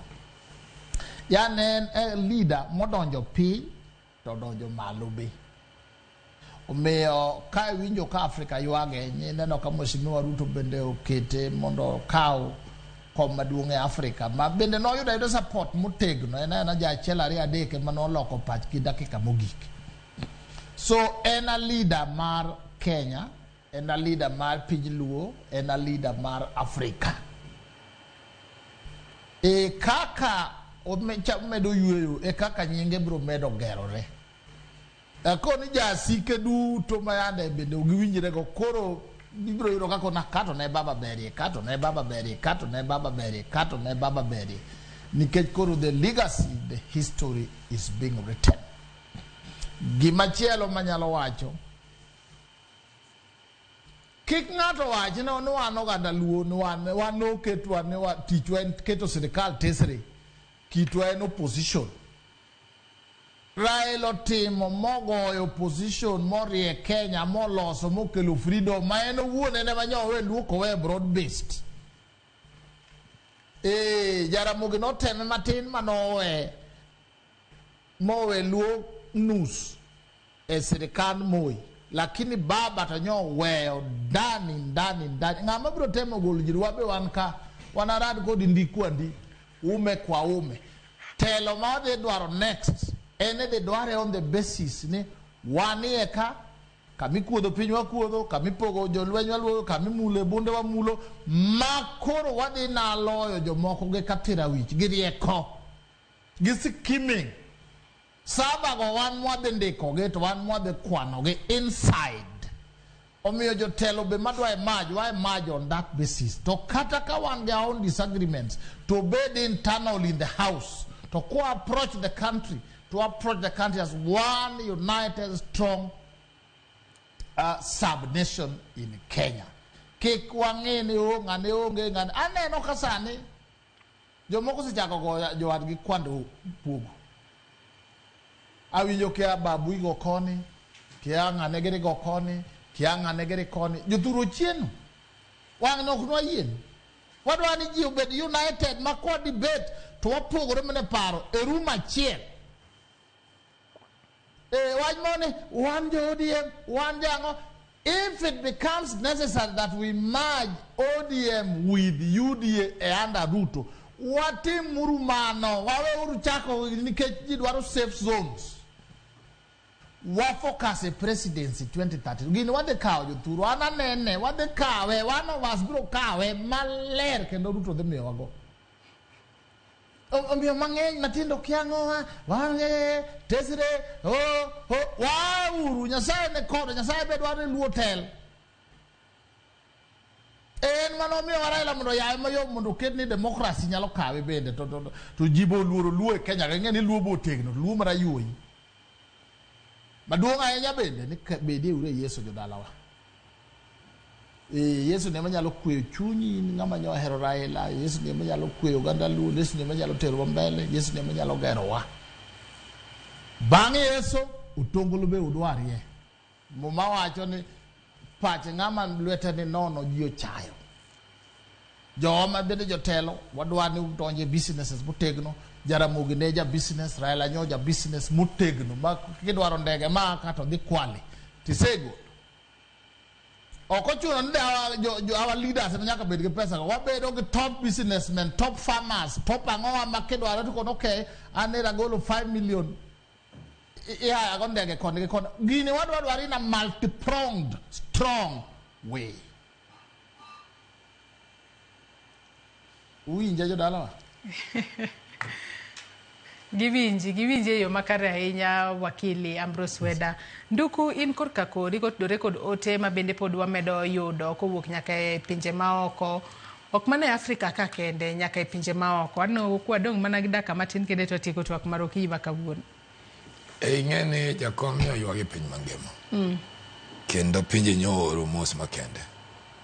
Ma sani kora kwa ng'eyo kada nchwan gi jatelo. Gima duong' en ni Weda kete kama chal Raila nyowe ok won joluo. Wan Raila nyowe waga party manigo vision matelo na Kenya. One kaka ODM, we are going to work as a family. Gimwa ng'eyo ni nitie gima nyocha jakomo weyo go President Ruto. Mangama ni proximity of that knowledge and Mama Eda. Emo akwayo na President Ruto kama initie ketnwa Mama Eda machiegni mondo Mama Eda udhirnwa gik manje jakom dwaro ka. Jakom nyowe in public 10 agenda. One ginadko report. Magi gik maka president oloso. To wadhi bedo go Kenya manye jakom dwaro. Jogo man kanyo go bendo ng'eyo. Nuburo bedo ni jomomi gi yudo gimoro. En President Ruto gi jakom Raila Odinga kalure gote manoweyo makoro proximity mar that knowledge Mama Eda man go. From there, waburo bedo go kura makede go to kichak wache ni dikwan osonge ng'ama dhi yombo ka diere mane Kibaki tuo. Mane kama paro ni paro monego wamaki. Kore iye kanyo ema President Ruto bro neno no okay. Joanto koro ayudo 2027 abro wok bangi ni beach. Atim nango. ODM as a family kendo bro dibet pain.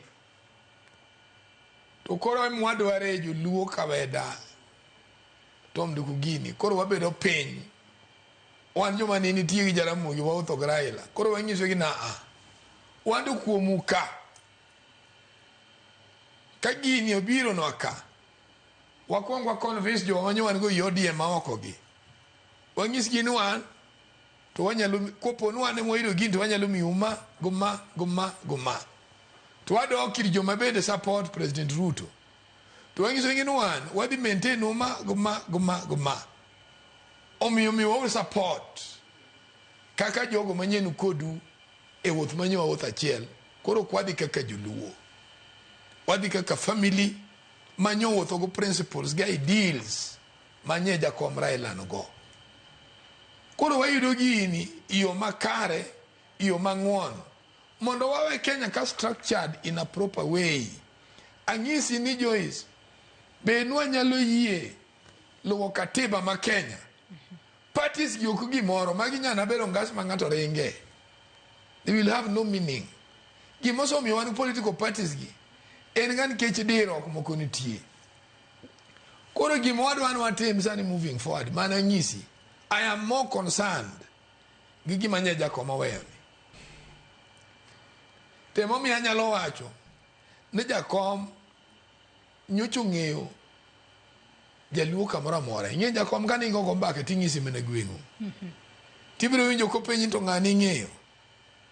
Kora kichaki ng'en to kara Jakom ni ong'e ji machal nade. Nikech anyalo ng'isi ni kata mondo Rengo bed MP 1979-1980. Jakom niga beleta golo wadgi. Ema ne gibiro campaign Norengo. Omiyo emomineno kane sama ne multiparty oyawre to nene wadongo dichiel nikech Jakom ni gin gosiepe makta wa malo gini ne gin osiepe kod gi chon through Muliro. So ji osewuotho mang'eny. Gima duong' en koro ni wadwa dong' nade kaka Kenyan family. Nikech ok wadwa ni wabende wadwa approach gini jomoko gin enemies. Ineno ko uru no kodwa. Ngeche no ganda ne ka Nyasaye okonyo wa mes President Ruto ka nyaka wapidh. Wano kwa bila weche moko ma nyocha matindo gi kata Magashagwa wacho gi mago weche matindo ma ukoro wahingo donje. Ka Jakom manye klawre kod gi wanto wadwa lawango. Koro wan kama ineno ka President die Uhuru ntie to President ntie macha mwadwa no yaw globally. Tadwa na ngisi weda ni wan poko chopo kamwadwa thinking ka joluo. Wan Jakom nyowe wakawa na family. Jaramogi nowe wakawa na family ma Ford. To kaka ne wabare Ford no ema ne waduog wa mess go our future. Mane wa unite bwadonge Ford ne wadwa former lodge. Tingeno opposition poko former lodge Kenya gani ke gik matindo tindo. Mano kwa nyali yie kendo mondo wachak wadogie. Emomiyo wakwayo ne arane mosma woka. Ngeche ni wan kaka luo be koro nyaka wachak dwarore. Ne wachak dwarore ma walimo nyaka jowa man Uganda, walimo jowa man Sudan, walimo jowa man Nigeria. Mondo wabed oganda matut. Mondo wang'in to jowa man Nigeria ka gin to gidhi nade. Ting'en gino sotamowa nikech jowa man odwa succeed ne gin jo Uganda. To gibedo giduoge gore mang'eny bo gilal. Oito jok gini ne gi fall out. Gibe ne gi gore nikech kirango gi mokwongo. Joma ne otelo Uganda ng'engi ne gin Nilots. To dondruok magi matindo no gi gore mo mineno ka kori tawala gi. Be mo mineno ka kori gi so thagre gino moloyo. Wan ng'en berberie kata wathagre to pok watelo ka. Ma wan telo makoro so bedo manyeche chini kod wen mar President Moi to kod mar Ruto. To mar Moi cha ne waonge ga deals manoriyo wakode. To mar Ruto ni to nyowa chako gera deals mariyo wakode. Emomiyo wuoth kode nyi chiegni. To wuoth kode manye chiegni Jakom nye dwaro ga wuodhi ni mondo riwe gi constituency man no wacho ni ka utudore kod poro wach mano se poro wach godo kod Mosenindo Raila Amolo Odinga mano nyuolo paro mano mar gero dag stima mar nuclear Siaya ka kod kata loso apaya mano mawuok Nairobi ka kochomo gwengo mag Busia mar mondo mi obed dual carriage ndacho kolo mano mar SGR bende nitiere dwaro mano maneno no chopo nyaka gwenge go mago mag Kisumu nyaka Malaba magi mana moko kum chenro mawageno ni bobed ka iketo e time yo makare kata bedo ni Prime Minister machona Raila Amolo Odinga to koro sewewa wadongi daka bich kende twetiko twak mar okinyi makawuono nduku dago mar mondo mi chak kodi kachiel kod wachni mogik kawatieko Kwaneno diche manyoro jatend piny Kenya William Ruto ne omiyo mano mosenindo Raila Amolo Odinga wanyawacho no simbo mamalo mogik e pacho kae wach makmana dono mule mana matin wamule mana wiye kalo ni mane twak mado twak e mbakoromo to dago mar winjo pachi kachiel kod nduku ka watieko mano order of the Golden Heart CGH maino simbo mamalo mogik ma idhialo godo oganda e pacho ka to ng'eno oganda e pacho kae ma imiyo gin mana jogo ma osechopo kata osebedo jotend piny e pacho kae mano tiende nang'o kachiel kod wachni mogik kapok adhir nduku ing'eyo nyicha nyisi gimoro ka ni timo maber kata geno kuom Nyasaye nyalo miyo Nyasaye miyi gima piny ok ne nyal miyi gima na wachi ne minenogi na wuoyo ka ng'eyo na somo Raila chon kene ng'ama ncha wuoyogo to gimineno President Ruto timono Ruto time kaluwore gi gik mabe nyo neno na dear this is the president that didn't become one to kara piny no hero bwana ni nen jatend piny mar jopiny yes piny no hero bwana ni makata kani nitie ne okotelo to kara ne gin muskil matindo tindo ne gin arithmetic moko maonge tich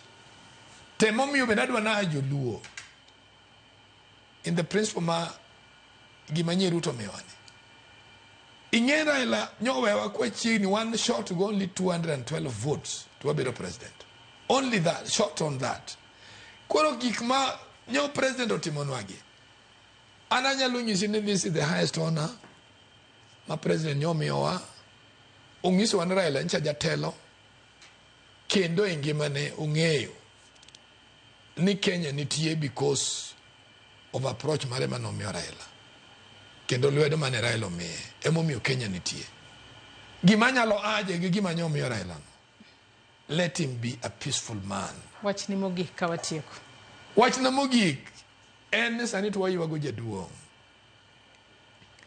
koro mondo wa practice ngima jaduong' yo makare to wabende wahere kaka inyalo hero dhano wadi wuon jakomo prove nwa ni nyocho hero Kenya koro wan bende kama wantie wa prove nwa hero Kenya mane mwabro gero go legacy mar jakom to anyalo wacho na goyo erokamano ni jogo duto manyobiro konyowa yiko jakom kenda goyo erokamano kenda jiwo chuny familia mar jakom ni ng'ama king okuthoga the king shall live long mane ma kisungo puonjowa koro living long ma jakom en jukumu mara gumara ng'ama chielo guweda gini mondo watim maber mondo sama kori wuotho to jiwacho ni in wuod Raila iwinja joluo duto the challenge mwan go sani en ni idwa ni wuothi ma ka ng'ato nindo wacho ni in wuod Raila Odinga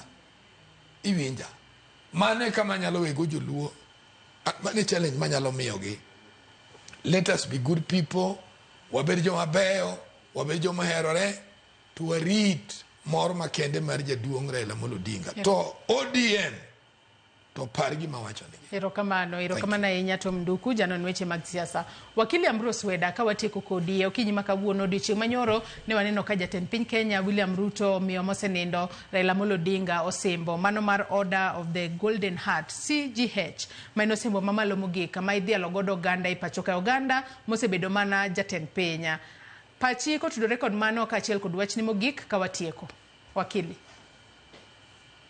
erokamano mano chiwo ne Raila Honorable Raila order mamalo en gima ber kabisa kendo anta paro ni mondo sirikand Kenya oket gimiluongo ni an award oket an award mabedo celebrated gi speeches ga ng'owa e Raila Odinga Day biro pango mos to mage te donje nikech ma hero kendo en a teacher kendo en ng'ama wa emulate omiyo details gik madongo aparo ni ker nego bed ni biro chano kanyo mbele mogik yena mondo aduok erokamano ne the media house miluongo ni Royal Media Services umiyo jo Kenya mang'eny oganda luo mang'eny o celebrate o follow kendo oiko Raila from their homes mondo ok nyal chopo.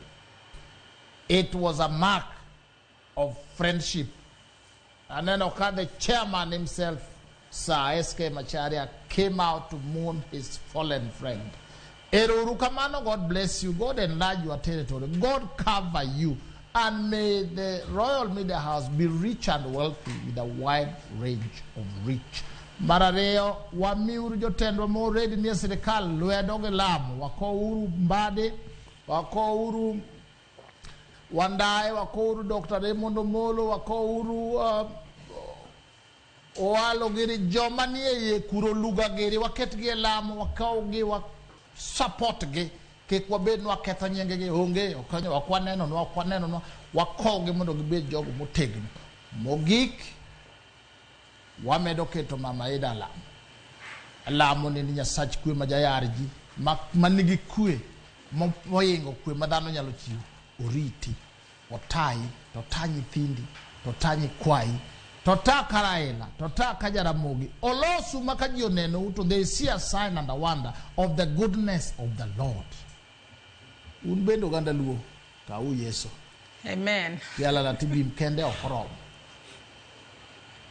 Erokamana inya wakili Ambrose Weda kumkautulu mari okinyi makawone chope studio marwe county makisumu marmondo mi riure kodwa etwa kinbende to mduku erokamana inya kumkautulu mari mar chope studio marwa wabede twa nyakora moge joang inbenda goni erokamana inya nyaka giesani mibedo kodwa nyaka ne wachak twak maro kinyi makawuono sani korano kanyoka wasakalo dak achiel kende tok sadek maro kinyi manyiso network marwe chenro maru piny orumoge kanyo to mana kiwinjo kaka jotelo mopogore kachiel kod welo mopogore osebedo kawacho mago mwaluonge studio kae ni waneni warito linganya mara Prime Minister machon mapacho kama osenindo Raila Amolo Odinga. Gigo duto mane odwaro notimre Kenya ka winjo beni keto maino maneno ne otimore yo makare to maduong' mogik waket piny Kenya mbele moloyo dwaro magwa wawege nyanyato ne jo siasa mar mondo mi jo Kenya omed dak kanyakla kendo kwe omed bedo e pacho kanyakora moge juanga oriti masani chenro mabiro bangma en mbaka oromo mibobed ka itayo kod nyawadwa Sharon Ong'aw. Riti nyinga Joyce Oduor.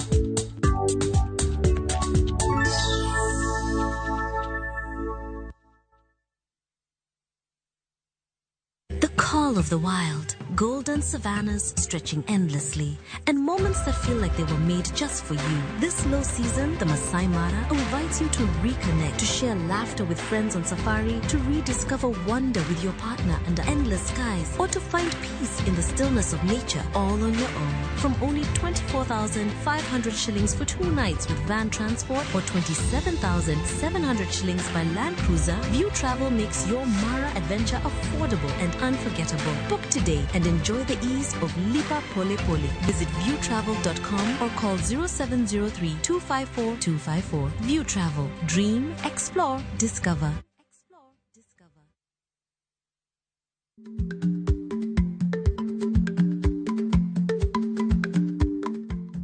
Icha gweno to icha ogwang'. Matiende ni, kapok ing'ado bura ewi wach moro amora, kuong inon ng'ama rach.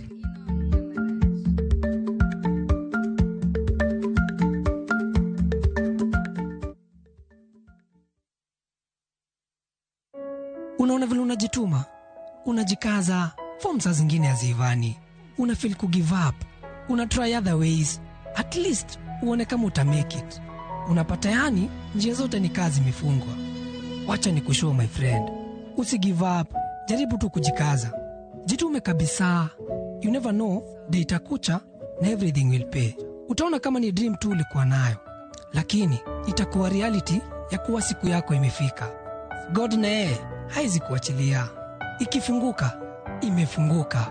Man, trust the process. Dial *811*707# to get Trust the Process as your Skiza tune. Ang'o mosetimore ne joma ne ochwe Uganda wa? Primary Kangonditi Primary School. Gin kanye sani? Mobilize kalerte ne wago poro to gibiro wasombo kidi to watero kacha jite e secondary kacha. Waromo gi jodgi to wafwenyo sigand gima mopondo. Siasa ka ngamoy wae maduong katere siasa en Daniel Arap Moi. Ngera nyisi mabeyo mane giweyo. Ne japiny opogore kata ngama ne nie duond loch. Ne neno ni kopo ni Kenyatta dhi Tom okawie thuolo ni mondo tano apiny ni kaluwore gi mwaseneno kuno. Ang'o magitimo sani? To kata kamano be pod gin kodwa. Nakedo ne wach sukari ma jobunge jonjo kod biwot nochaka ne bwana sukari. Gin kanye kod Walter Nyambaga tich ang'wen saa 3 otieno mana e Ramogi TV.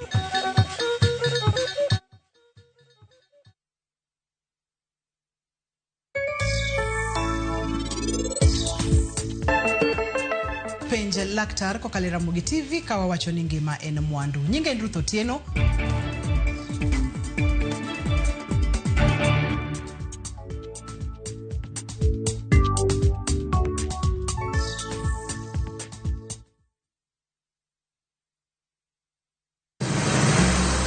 Isepenjorie sigendni mayudore kuonde ma waluongo ni pachowa. Kapuonjani nobiro nikech gwenyruok e kind owete. Riwri kodwa mondo wanon sigendni mabeyo mag kuonde ma wadakie. Nera nitie. Ninyuo kongo kacha niluongo ni kilap joko wili. Kochakore bombe madongo nyaka e gwenge ma iye. Otusenge en pinjo imbo mar oganda kiluonwa senge. Ng'e gigo mamiyo oganda ka oganda bedo mopogore. Nueng'o ma wan godo ka en mar kunyo goldi. Urudi. En kama ji duoge ji ok lal. Ng'e weche mane osekalo. Chon chande lweny nitie kor gweng'. Rwako sigendni mag kuonde ma wadakie. Kiwacho ni kibedo piny e kom, kineno ng'ama lwete fuare kama mano nyiso ni jakano mulo ka pigo sechope bwo mesa. Ng'e gwengewa chieng' tich ariyo saa 3 otieno mana e Ramogi TV.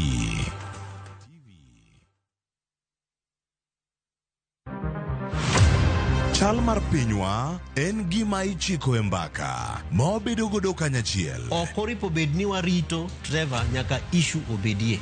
Nikech leadership is not just felt in a crisis. Chakre wach yuto nyaka somo, wach telo nyaka ngima mapile. Jopiny dwaro ni omiye strategy kaka ng'ani dok dala. Owe ponde toka gwam. Penjo madongo dwaro duoko makare. Wachiwo duol maduong' ahinya. Jotelo, jotim nonro kod jogo matemo kelo lokruok. Kitwa mokwongo number 1 en ng'iyo kaka warito kendo wakonyo jopiny. Omiyo ka joka dhi marach to nyaka koro wanyisgi. Dwarore ni wang'e, wapenjre penjo kendo wayud duoko.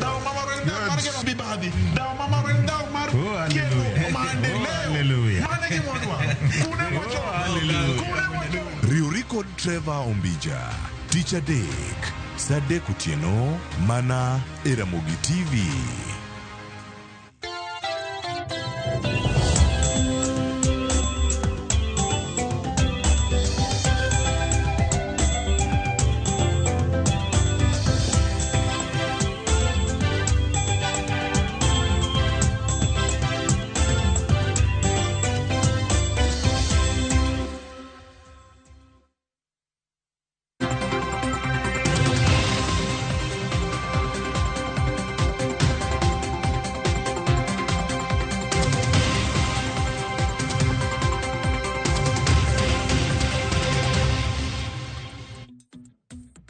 Nyakorom gajon kamoro mintiere ma ene chenro mar mbaka oromo dakika hos kada par tok saa 3 mar okinyi.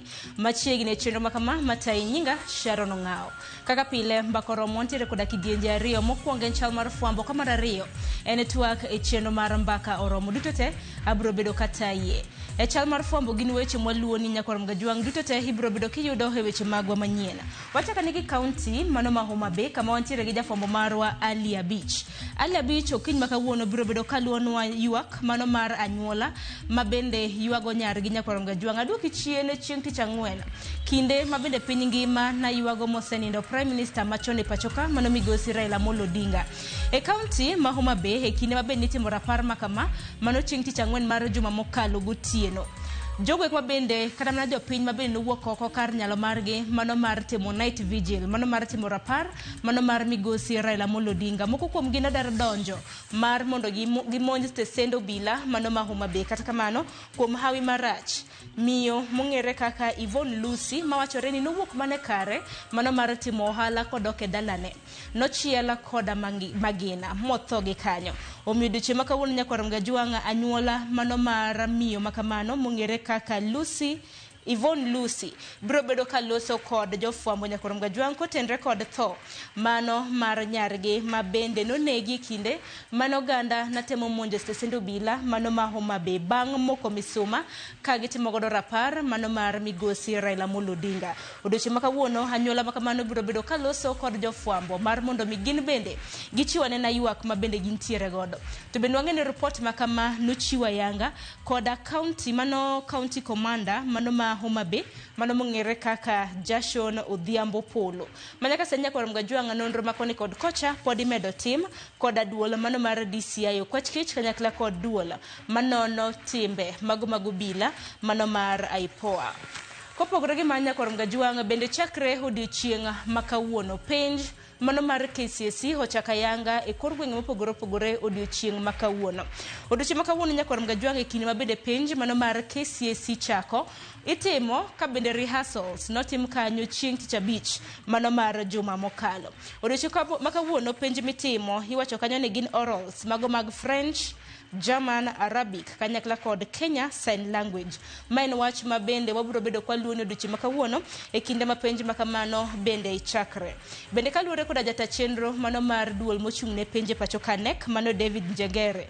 Owacho kanyo ni kwan mago mag jopuonjre maromo 9,996 gin jopuonjre mabende biro bedo katimo penj mano mar KCSE. Parne kinde mabende penj mano mar KCSE chakre juma ni Nyakwar Mgajwang'. Juma mabiro bende wantiere koda penj mar KJSEA kanyakla kod mano mar KPSEA. Kama bende jopuonjre 1,298,289 biro bedo katimo penj makamano. Kata kamano penj mar KJSEA ibiro bedo kitimo koda kwan mag jopuonjre 1,100,699 koro ne candidates duto te matimo penj mar KCSE, KJSEA gi KPSEA, we wish you all the best. Hawi maber e kinde mabende utimo penj makamago. Atika nege chal mano mar koth e gwenge wa Nyakwar Mgajwang' dwe mar 10 kwa chiemo dwe mar 11 wang'e ni koth jachwe kor gwenge mopogore e pachoka. Duol makoro chal mano mar kor lwasi bende nochiwa yanga forecast. Wacho ni weather forecast chal mar kor lwasi chakre odiochieng' makawuono men chieng' tarik 21 nyaka rom kanyo chieng' tarik 27 kin thuolo mar juma achiel. Iwacho kanyo ni koth biro bedo ka chwe kor gwenge mopogore. Buore Nairobi ka koth biro bedo ka chwe, Lake Victoria Basin, Western Kenya, Southeastern Lowlands, Rift Valley kanyakla kod gwenge mag Nyandwat mano mar Imbo mano mar piny Kenya. Koro kirwakri dhi tich idhi kari mar orak Nyakwar Mgajwang' nene irwakori mawom, irwako lewni mageng'o koyo. Yena mar mundo atike gi Nyakwar Mgajwang' weche mabende waluoni mopogore e kor gwenge ma pachoka duto te. Kapo nono ni gitimore kapok oromo saa 5 mar onyango wabiro bedo kwa kaoge achiel kachiel. Mono setimore kwa setieko chenro marwa kar saa 5 mar onyango Nyakwar Mgajwang'. Bed gi geno ni biro bedo kiyudogi e weche mago manyien mago mag migago kanyakla kod mago mag gotieno. Kata kamano yiena mar mundo meka yo matin adonje gi twak e chenro mano mar mbaka oromo. Pod wamedo paro migosi Raila Amolo Odinga mabende koro noter e kar yweyo mare mogik mano chieng' Jumapil mar juma mabende wantiere ne. Kik dhi mabor.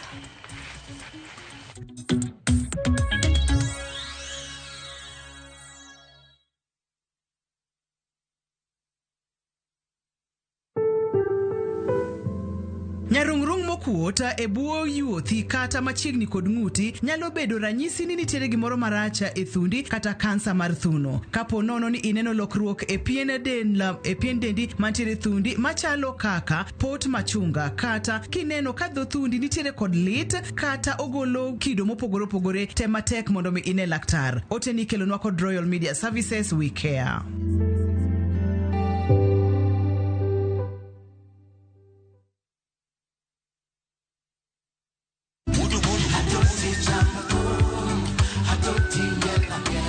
Woktich ka woktich wakelo ni duon ya wotonagi.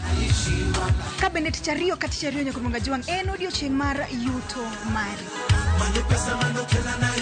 Chieng' tich adek ka tich adek Nyakoronga Jwang en odiochieng' mar mine nyalo kachiel koda weche hera. Awendo kachopo tich ang'wen Nyakoronga Jwang wakelo ni kama nene, yani TBT kod thumbe mamit mokalo. Furahi the edition and thum kaliech. Loso kapuoyo Nyakoronga Jwang. Ka wakelo ni jothumbe mopogore opogore. Kanyo ndo bende wakelo ni gimiluongo ni Ben Yawa.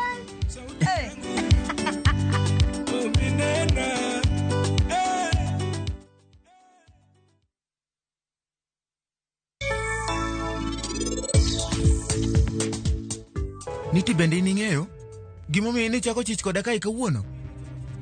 En osiepni cha. Pari gima dhi nyime ngimane sani, odwa ni jok moko bende okalie gigo. Kanyo kuma chich mari owuokie. Asechako chich gi Rajiv kuom gimoro amora ka. Achalo mana nyako ma wiye rach. Gimoro amora matimo neno mana karachna. Aparo ni sanju wacha adier. Sani pari pache opong' gi weche mang'eny. Omiyo gimoro amora matimore e ngimane, oparo ni timre e ngima jok moko.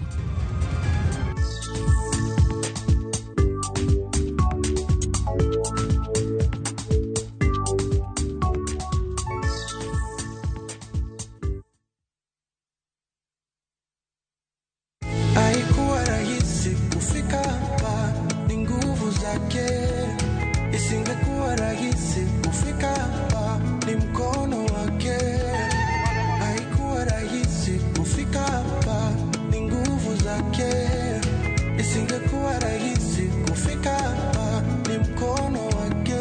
Bila Mungu mimi siwezi. Hello viewers all over the world, this is Obi Alpha, a gospel artist from East Africa, Tanzania. Kupata wimbo huu kama sikiza tuni yako, dial *811 *343#. Kumbuka, Sikiza na Citizen ni nyumbani kwa wasanii wote. You're blessed and have a blessed time.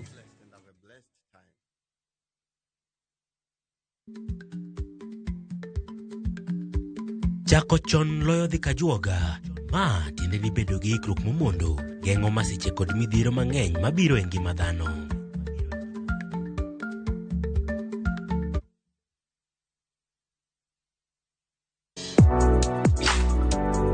Chiemo ka chiemo nigi sigana mare. Moro ka moro kuom kit chiemo miyiero kelo nigi moro manyien. Ojuri to koro kine machagi ma eno kelo ladha.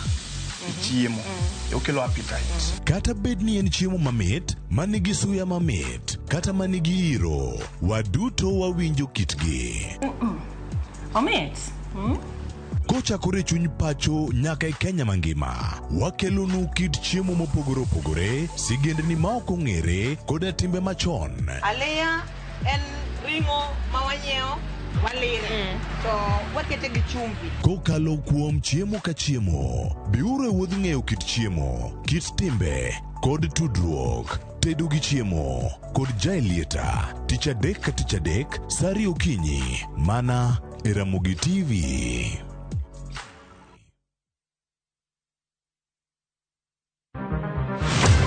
Chal mar pinywa en gima ichiko e mbaka, ma wabedo godo kanyachiel. Okoripo bed ni warito Trevor nyaka issue obedie. Nikech leadership is not just felt in a crisis. Chakre wach yuto nyaka somo, wach telo nyaka ngima mapile. Jopiny dwaro ni ong'e strategy kaka ng'ani dok dala. Owe ponde toka gwam. Penjo madongo dwaro duoko makare. Wachiwo duol maduong' ahinya. Jotelo, jotim nonro kod jogo matemo kelo lokruok. Kitwa mokwongo number 1 en ng'iyo kaka warito kendo wakonyo jopiny. Omiyo ka joka dhi marach to nyaka koro wanyisgi. Dwarore ni wang'e, wapenjre penjo kendo wayud dwoko.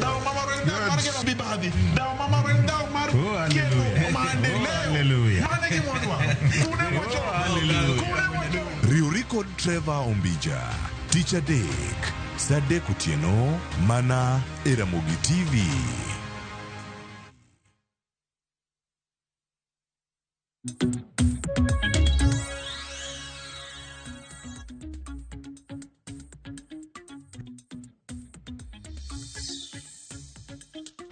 Nyakoram gajwang dakika en 20 tok Saa 3 mar okinyi machiegni maine chenro mar mbaka romo matayo kiny makawuono nyinga Sharon Ongao. Nyakoram gajwang pod wamedo dhialo mosenindo Migosi Raila Amolo Odinga mabende nokow kariyo mar mogik mano chieng' Jumapil mano mar jumani odiochieng' manyoro mabende piny Kenya na hingo nyasi mano mar 62 mano mar Mashujaa e kaunti mano ma Kitui. Bende waneno kanyo ka Migosi Raila Amolo Odinga bende no dhial gi osimbo mar CGH mabende en osimbo mamalo mogik e pacho ka. CGH Nyakoram gajwang ong'ere kaka Chief of the Order of the Golden Heart. Tatiri mana chien Nyakoram gajwang chakre ne osimbo makama ne chak chiw e piny Kenya. Michno no chak chiw mokwongo Nyakoram gajwang e higa mar 1966.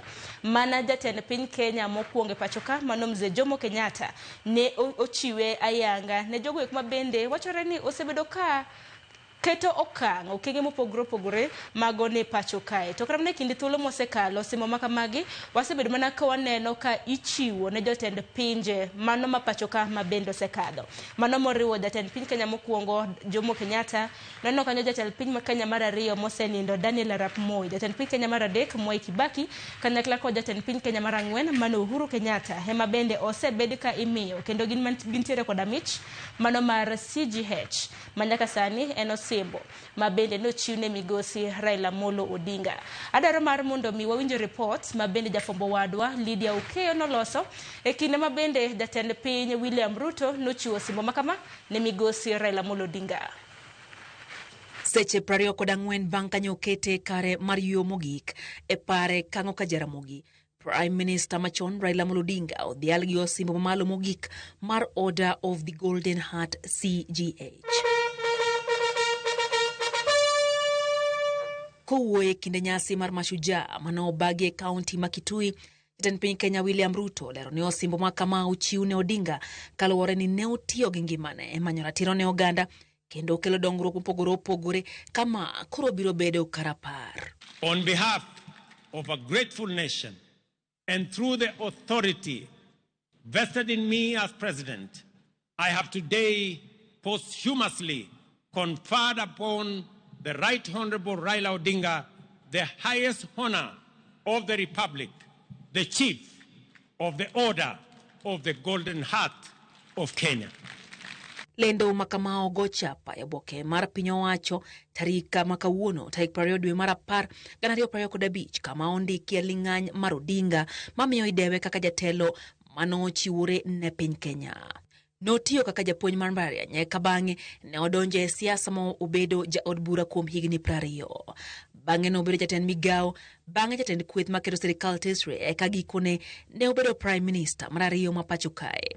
Lemogi duto manomako miyo odhiale kaka achiel kuom thuondi e odiochieng'ni mane idhialo thuondi mathuruka. Jatend piny Kenya William Ruto wacho ni osimbo makama en yo ma piny Kenya kod Afrika mangima dwoko go erokamano ne Odinga, erokamano ma ok nyal chiw ma oromo. Nying Odinga koro ndike kinde nyinge thuondi mamoko ma bende osebede ong'ala manyime e kelo lokruok makonyo oganda e thuruka. On this Mashujaa Day, in recognition of his extraordinary contribution and enduring legacy, the government and the people of Kenya inscribe Raila Odinga's name among the foremost of our heroes under the public seal of the Republic of Kenya.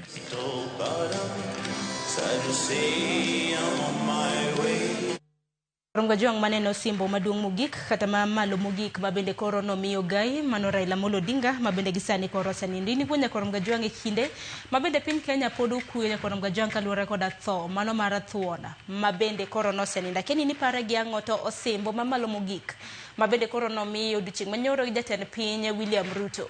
Inene e yo machal nade? Med somonwa paro Nyakorom Gajwang' yornwa ote lai mago te machuok kare deka 6:00 mbui mago oganda bende yudowa achiel kachiel. Wabiro ni achiel kachiel e mbui mopogore opogore, mbui mar Facebook, YouTube, Citizen Digital kanyakla kod mbui mano mar X. Lai mago te machuok bende 2-3-600. Nyakorom Gajwang' itudri koda mbui maga fan page mara mar Facebook yuda gi nying mar Sharon Ngao. Okiny makawuono adhi bedo koda welo ariyo bende gisechopo duto te studio mar kaunti ma Nairobi kanyakla kod kaunti mano ma Kisumu. Achaka nagi studio mar kaunti ma Kisumu antiere koda Zakari Muga mabende en jakom mar jodongo mano mar Kodumo Clan e kaunti mano ma Homa Bay. Jaduong' Muga kinyalo mana winja mosi ni misawa Kisumu chio nade tinyalo mana lero ne ogana nondi. Zakari Muga nga machiegni. Erokamano Sharon Ngao. Atimo erokamano kuom miya thuolo mondo abed e studio kaendi mondo awuo go oganda Jokaramogi Gajwang' kuom yudo thuolo mondo mi abi e studio ka kata obedo ne wan gi chuny mapek ahinya kuom lal mar jakom marwa mane wageno ahinya Migosi Raila Amolo Odinga manyocha waiko odiochieng' mokalo. Otherwise ago erokamano Jokaramogi Gajwang' mawinja duto te e studio ka mondo wawuoye weche machuok mantie. Erokamano. Erokamano ahinya Nyakorom Gajwang' mano Zakari Muga. Kopogore gi Muga bende e studio mar kaunti ma Nairobi antiere gi Dolphin Achieng'. Dolphin Achieng' imede kawo thuolo mar moso Nyakorom Gajwang'. Amoso ugo kinyi makawuono. Nyinga Dolphin Achieng', an jatend rowere to kendo anyar Kisumo kanyakwar. Adwa wuoyo gi oganda Luo e wacha mar wito babawa mar Raila Amolo Odinga. Koro kaka seche dhi wabro discuss ang'o mwanyalo parego to gi osimbo manosidhe mar CGH. Erokamano. Mana kamano Nyakorom Gajwang', aparo na chak kodi Zakari Muga e kinde mabende koro Raila odiochieng' manyoro nodhiale kod osimbo mamalo mogik e pacho ka. Keni korka inene nade mich mabende nodhial godo Migosi Raila Amolo Odinga mabende gisani koro nindo mano mar miye osimbo mar CGH. Mich mabende waneno ga mana kimiyo mana jotend pinje ahinya piny Kenya ka wanno ka jatend piny Kenya mokwongo nyaka jatend piny Kenya mar 4 bende emantiere koda osimbo makama. Giwang'i inene yo machal nade Muga? Erokamano Sharon Ngao kuom miya thuolo kendo to we mondo achak kamaendi mondo adonje twak ayanga.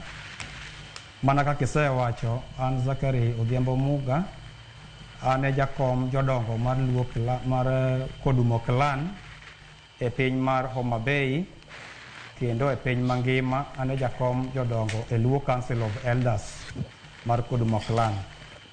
Asebedo katiyo machiegni ahinya gi jakom Raila Amolo Odinga. Nasebedo jakom party mar ODM kuom higni malach ahinya kendo familia mar Jokaramogi osebedo osiepna for long. Kane wawinjo ne wawito jakom, ne an gi familia na duto ne wakawo thuolo mondo wagoni Mama Ida Odinga mos gi Jokaramogi mangima kendo an gi chuny mapek ahinya kata biro e studio kasani. Adona wachi gi luor makende ne twak makawuono en twak maber kata obedo ne pod wan gi chuny malit ahinya kuom wito jakom. Yiena mondo achaki ne achaka awacho ne owetega manowuok e studio ka Tom Nduko kod Ambrose Makaweda. Awinjo kaka giwuoyo kuom jakom kendo giwacho gik ma very positive. Jaduong' Tom Nduko ne watiyo go very close gi Jaramogi kapok wajoin Raila Amolo Odinga kama ne wantie gosiepe mang'eny kabisa mabiro kwano kaka twak dhi mbele. To gi sani yie mondo awachi ne wago erokamano ni President ma Kenya Migosi William Ruto kuom ik manyo omiyo Raila Amolo Odinga gi luor makende mane ochako chiwo osimbo maduong' mimiyo mana jotelo moserito piny. Kano otime gi chunye te, iwinjo kowacho no otime posthumously. Posthumously nyiso no otime gi chunye maiye kendo otime kok ochune kendo otime gi luor te mondo odhi e Guinness Book of Records ni Raila Amolo Odinga ne en jatelo ma kata kane ok obedo president to nokedo n'oganda mar jo Kenya gi piny mangima e yo mar demokrasia.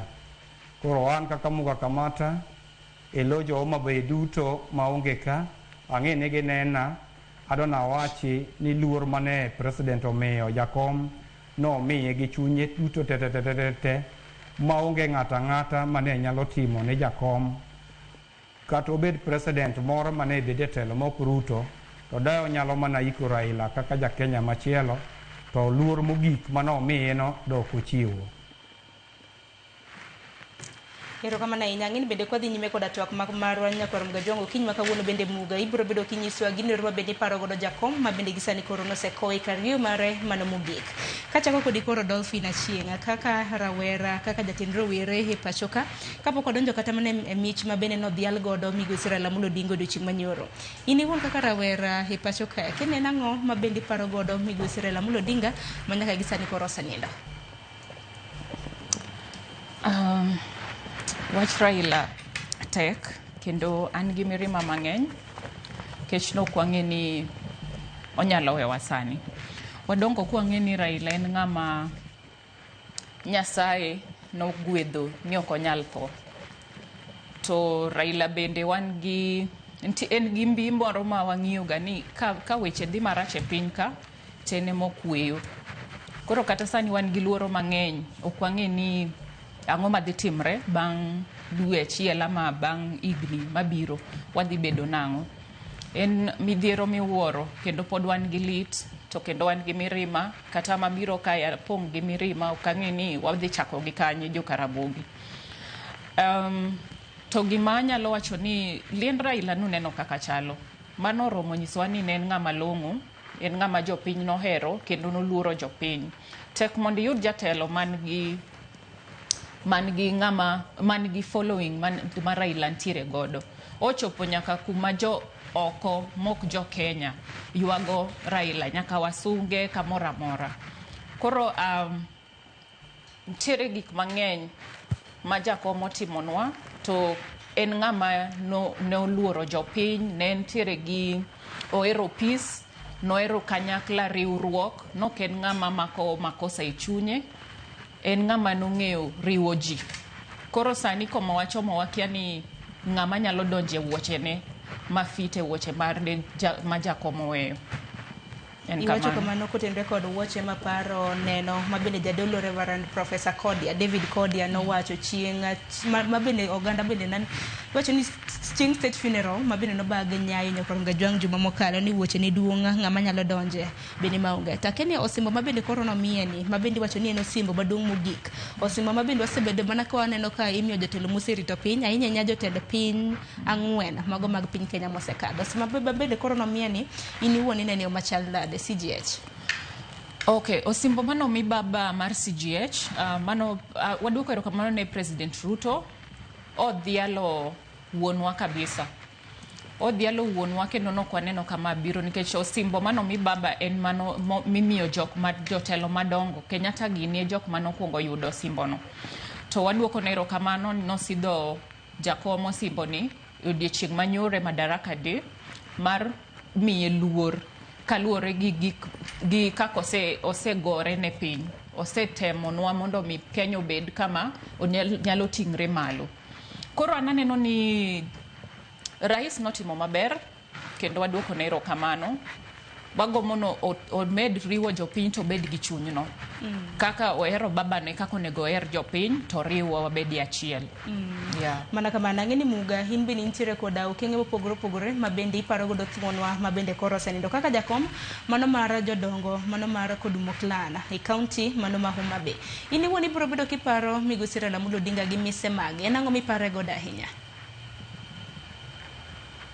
Erokamano Sara Nong'ao kuom miya thuolo kendo mondo awuoye e wach jakom. An gi chuny malit ahinya kendo mapek kabisa nikech an kaka Zachary Muga wan e jomokwongo manokwongo receive Raila ka jakom noa e detention kendo ka jakom odhi exile. Aneno ka wadong' jomanok kabisa kendo migosi Tom Nduko moa kanyo no sani kod the late Jamuo Nyando kod Patrick Lumumba wane joma ne tayo Jaramogi maka jakom nobiro koa exile early 90s to ne warwako jakom kendo ne wan yudhe Jaramogi motegno. Wasewuotho gi jakom maber politically kendo jakom ne ng'ama ohero ji te maber kendo jakom ne en ng'ama ka nitiyogo machiegni to nong'e rito osiep nong'e rito kabisa, to moloyo kaka an Muga Kamata kanoyudo ni ne watiyo gi Jaramogi e sama ne Dimba Jakubuya bende ne jating' dede mar Jaramogi norwakowa kabisa nyaka ochopo 1994 kane wawito Jaramogi. E sechego ne weche tek kabisa Saron. Tok lal Jaramogi 1994 party wa mar Ford Kenya nobedo gi ng'ikruok ma wakwayo ni party wa mar ODM kik bedgo sani nikech ne nitie joma no believe ni Raila Amolo Odinga ema ne nyalo tayo party mondo party odhi mbele, to nitie jogo mane believe ni Wamalo wa kijana ema ne nyalo tayo party tok for Jaramogi. Koro wan duto kaka ne wan ofasi mar jakom ma very close, wane wadong' gi jakom kendo kuonde duto mane jakom dhiye kochako party mar LDP, ochako NDP, odonje KANU, wasewuotho kode wuodhego duto nyaka koro koromo 2007 to chako party moro makoro wantie mar ODM ma wadonje party ni, kendo an kaka wuoyo kodi ni an life member mar party mar ODM an namba 151 e Kenya mzima. Koro wan staunch members mag ODM kendo wan supporters mag jakom. Adwa nawachi ni above all wasewuotho gi jakom maber kendo e weche mag demokrasia kata ka ji nodhi Thika mane ji gore kilaro party mar Ford ne wabedo Thika kuno kendo ne wayie tho gi jakom. Jakom en ng'ama ong'e rito osiep. An kaka Muga Kamata omiya nyono pinje mang'eny madina ok adhiye. Koro mo 2007 tok yiero mar Kibaki, disputed election mane Kibaki olaro gi jakom, sama ne Kofi Annan obiro Kenya ka mondo patanisa jakom kod Kibaki, I had the opportunity mondo warad gi Kofi Annan Hilton Hotel ka wan gi jadungo Odungi Mamba mawuon Mamba Hotel Kisumo ka kod Tom Okongo.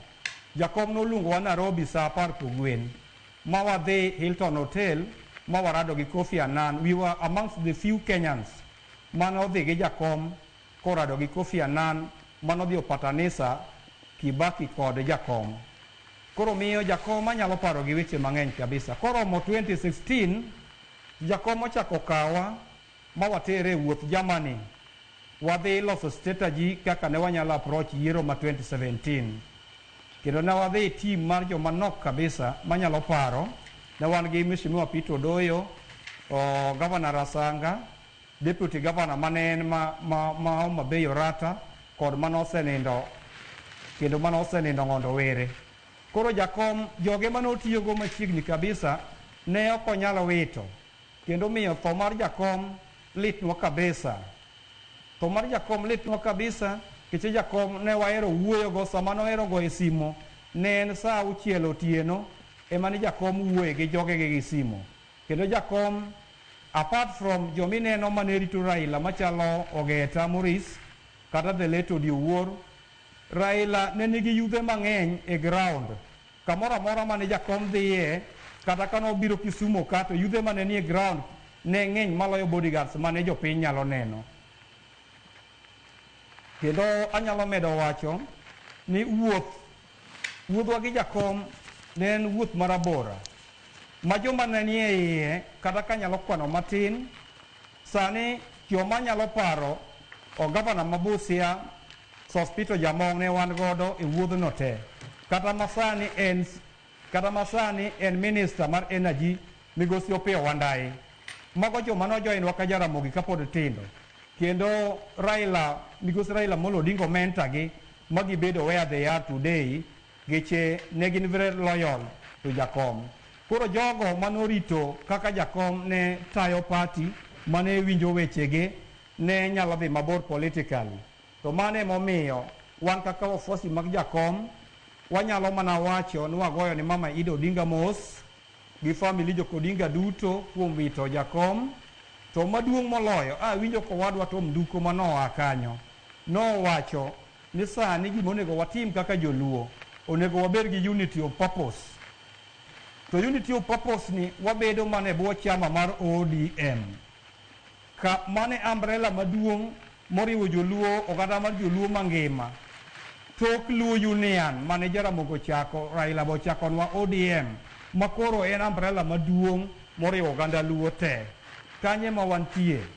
Koro maduong' mogik mane jakom otimonwa mwanyalo puoyo ni joluo osebedo opposition from independent ka Kenya yudo uhuru, joluo osebedo opposition.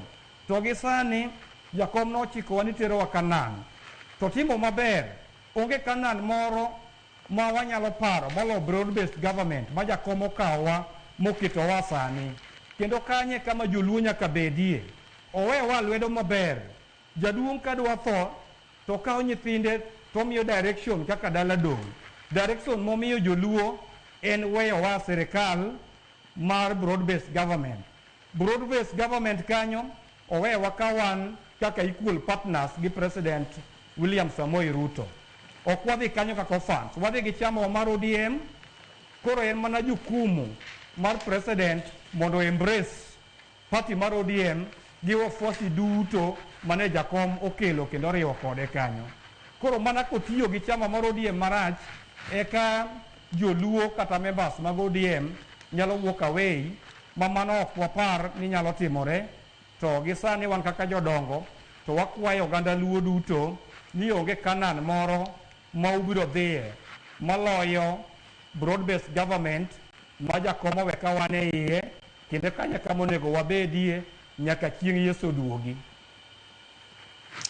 Erokamano ahinya Muga. Nyakwar Mgajwang' in iwuon kaka japiny akia ni paro Raila Amolo Odinga mosenindo Ogianga. Abiro bedo kasomo ote magi kinde ka kinde nikech aneno ka ote ng'eny to kawuono chenro mar mbaka oromo e kinde ma bende wadhi yalo migosi Raila Amolo Odinga mosenindo kopogore kar gi wach ma bende nodhi yalo godo odiochieng' manyoro osimbo mamalo mogik ma bende nomiye mano mar Chief of the Order of the Golden Heart. Abiro bedo kasomo moko kuom ote misebedo kioro kinde ka kinde. Kinde mar ketna moko kuom ote mar mondo mi asom Nyakwar Mgajwang' in iwuon kaka japiny iparo migosi Raila Amolo Odinga mosenindo gang'o. Jakogelo this iwacho ni mar kogelo Paporiang twist kintiere mbakoromo. Iwacho ni chunyi pod okuyo mokalo kendo wacho Odinga pod thago pachinde. Ote machielo hasom kanyo Denish Odhiambo iwacho ni in wach baba ni pod moni nendo. Regan Monde Owiti iwacho ni sedonjo kaka pile intiere Mathare Fobi kendo iwacho ni pod lit ninde kiwuoyo kuom jakom to mirima maki kendo iwuoro tho pod ibiro pare e kit ngimani duto. Jaduong' wuodo kwayo iwacho ni romo gi TV Sharon an gima nyalo wacho ni onge gima jatend piny ok otimo ne jatendwa Raila Amolo Odinga kendo en dhial maduong' mogik to moloyo en ni nyaka wabed kod kwe makende kendo baba onindi gi kwe osetiyo matek ne jo Kenya. Aparo ni mane ote mogik ma bende biro bedo kasomo ote mamoko biro bedo kasomo kinde ka kinde ka bende wamedo twak to par ni bende ber. Aparo ni ne oganda mok nyalo ndiko ote wabiro bedo kwa yaw ni lines magwa mag simu mar mondo mi dhial mosenindo migosi Raila Amolo Odinga ma bende nosetie kidienje mopogore opogore e pachoka. Korka kori Dolphin kaka jatend rowere e pachoka kaka rawera akeni iniparo mosenindo Raila Amolo Odinga gi ang'o ahinya kwa ng'iyo kata mna mise ma bende oganda osebedo ka pake godo e paw siasa obed kata mna kaka en thuon e pachoka e kin mamoko. Erokamano ahinya Sharon. Raila ntiere gik mang'eny ahinya mwaparego. Mokwongo daher mar wacho ni ne en ng'ama chunye ne lor piyo. En ng'ama kichwanyo tok no obed gi grudge. Noko mag sigu gi ng'ata ng'ata. Kech kwa neno gik mosebedo kotimore ndalo mokalo, babo osegolo weny mang'eny, babo oseluong nying kata social media ni ndio oseyanye, osetimne gimoro amora. Lakini onge odiochieng' masenono ka jakom owuok ni odhi e court ama omako ng'ato ama kata owuoyo kata oduokre gi jok ma osebedo kachande. Koro mano achiel kuom gima onego bed ni kata jotendwa mamoko onego understand, onego bed ni ging'eyo ni jopiny samoro nitiere jomok winj maber kaka weche dhi, to ginyalo dhi e mbui gichako wacho weche manono, gichako wacho gik moko dhi makare, lakini dhi kawo ng'ato ni nego ama imako idhi tweyo, kata kaluwore gi bills mane rais mane kero osign chieng' mane baba osenindo, nokodhi kodwa maber, mok wang'e ni wabro biro konyo nang'o, nikech wan bende rowere wan gi voices ma seche ma wawuok ma weche ok dhi maber. Social media kanye mwaneno ni wanyalo timre nade wanyalo tere grievances maikwa, wanyalo tere ywakwa mondo winjwa, nikech mondo mi dhi chop ir ker ni koro awuoka kenda nadwa dhi wuoyo gi ker ok oyot. Koro kanye kuma wanyalo rome twandike gigewa kaka wadwaro ni japiny nini ker owinjwa, to kochopo kuma koro gidwaro loko chik ni kitimo kamano to mani timo kosa ni dwa tweyi, mano gima ne jakom omiyo wa freedom. Gima chielo kendo manyalo wacho en ni baba ne en ng'at mane odwaro ni ji oriwre kanyakla achiel, nokoketo nitiere meeting moro mane nitiere kane pok onindo, nowacho maber ni kik wang'ire kaka community, wang'ire as Kenyan. That is the first thing monego bed ni bede pachi, nikech Kenya kae ok wan joluo kende, nitiere kabila moko, to ok wanyal bedo ni wan koro wadwa keto mana lweny gi gatwara gi jogot, nikech koro gik manotimre e gine ndalo mokalo. Agombo wuoyo gi jo piny luo, weche mag anjao gi gorruok gi dhaw manono, gik manotimre kind Odinga gi Kenyatta, wawe uru chien mondo wadhi mbele. Ka sani wawacho ni jogote manoketo wa e sirkal, to sirkal ni jomoko wacho ni ok odhi maber kodwa. Baba nyocho temo bede sirkal mondo mi okwe weche mane dhi maricho. Nuneno nyithindwa manonegi Denzel Gini manoko deserve mondo mi odhielo nonegi. Mage gik manomiyo baba wacho nang'o, wachimra nade kel kwe. Kelo kwe ni nokonyiso ni baba weyo wa sirkal ama baba wacho nang'o ni koro Ruto en ng'ama ber. Kata chopo ni wadwaro ni mondo weche odhi obed maber, gik moko change mondo kila ng'ato oyud haki ne, jopiny obed treated maber. Nyako bed nuang'iyo ni kata ka en ker masani mobetni, odwa tiyo kod jopiny nade going forward, nikech most of the things mane timre Kenya ka, baba emane neutralize, baba emane strategize, to nong'e ni kaka dhi marach tineno ka otimre nade okwero. Ka nineno dhano dhi marach ni ji wuok oko wacho ni baba wuogi, baba in kanye, baba while you away this happened.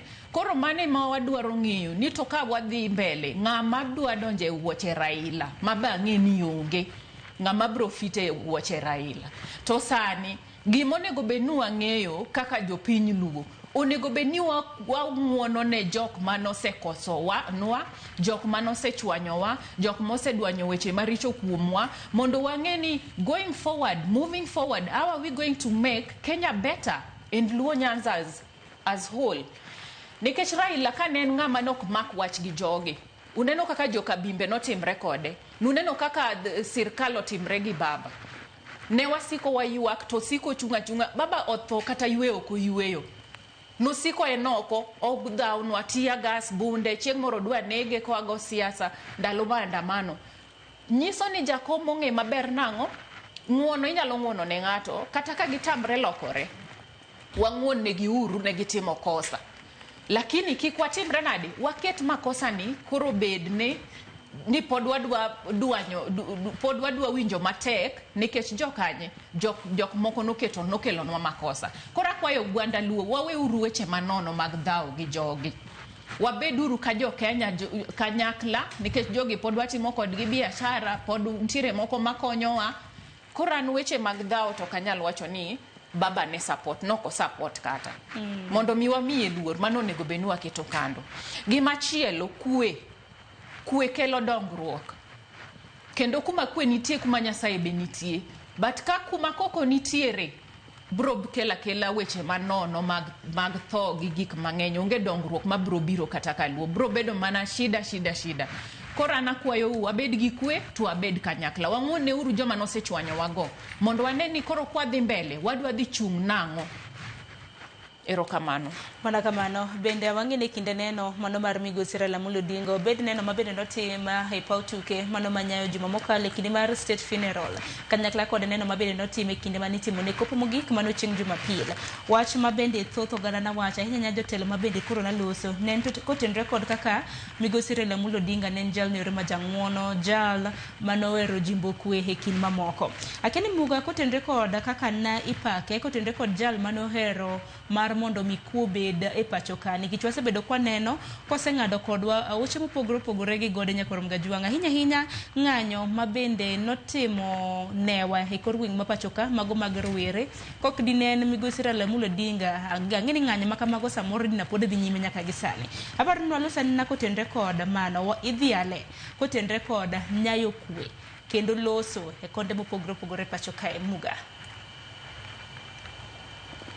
Erokamano Sarono, adna duge twak kendo kawacho ni awinjo maber penjo mipenjo, to adona dog chien matin kawacho ne wan kaka jodongo mag Luo kendo an kaka achiel kuom jodongo ma Homa Bay, adona wachi ni wan gi ndalo ma pod waywago migosi Raila Amolo Odinga manyocha ne en patron mar jodongo te, ka ker marwa e jaduong' Odonge Randa gi jodongo duto te.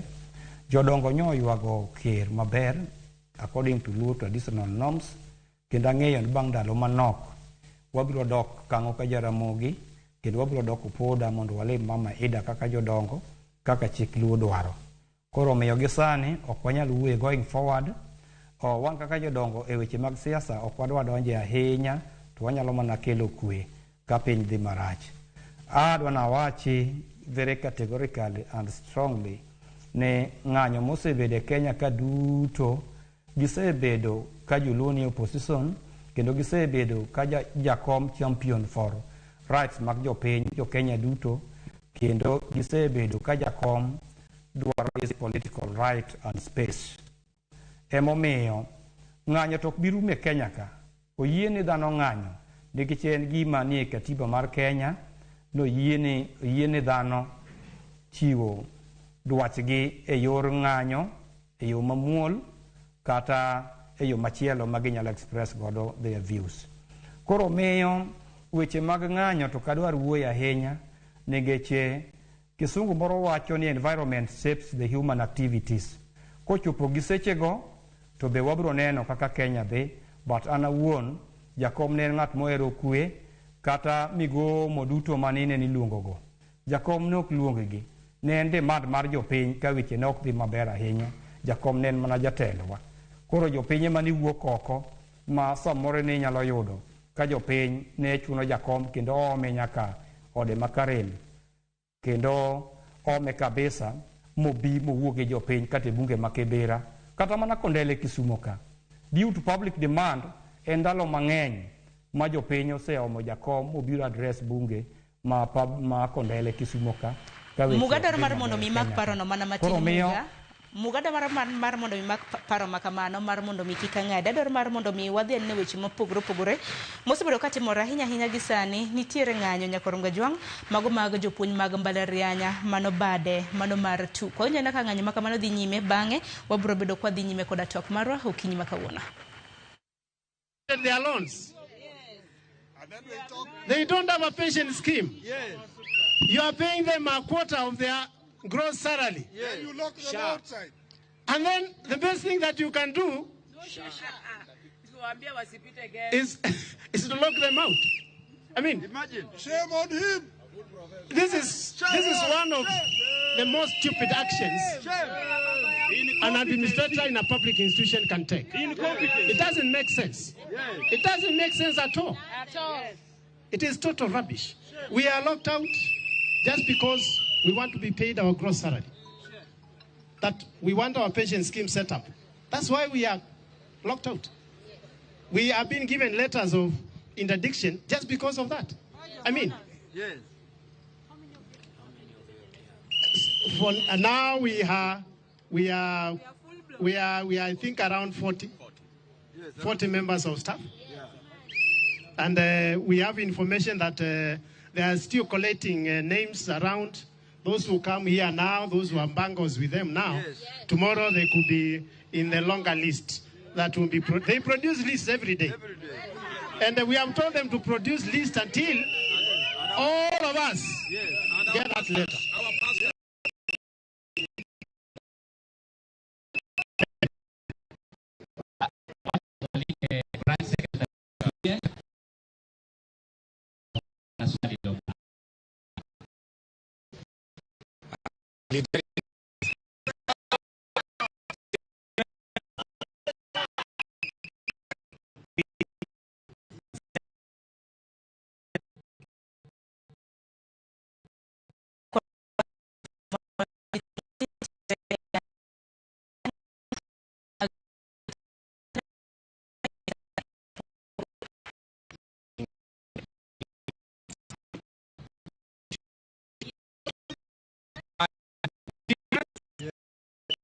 By giving us half our salaries.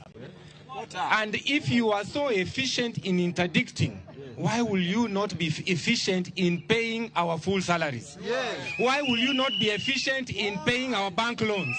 Why will you not be efficient in paying our statutory deductions? We want the same efficiency in addressing our labor rights. We are here on our labor rights. We are protected by the Constitution. We are protected by the laws. And we will not relent in our demands to get 100% of our salaries paid, our loans paid, our pension scheme set up, and all debts that are owed to us as members of staff must be paid. And there we are saying, sio afadhali, hii ni lazima itafanyika. We have said tunamalizana this time. We will not do it another time. We will be doing it at this time. Thank you. Haki yetu. Haki yetu. Haki yetu. Haki yetu. Tunataka nini? Tunataka pesa. Tunataka nini? Tunataka pesa. Thank you, colleagues. My name is Sawenja Fred. I'm the chapter secretary of Technical University of Kenya Academic Staff Union.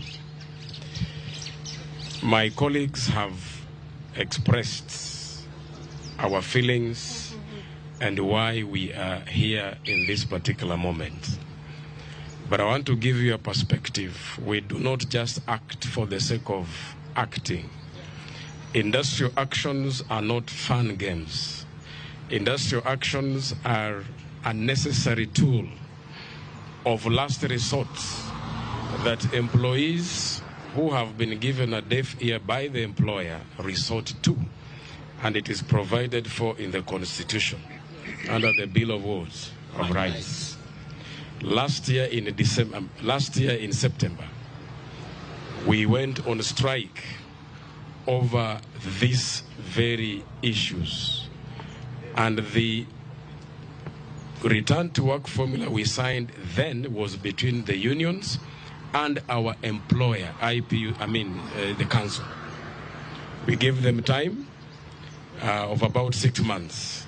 They never implemented any of those provisions of the then return to work formula. Then we were forced again to go on strike in January of this year, a strike which lasted about 60 days.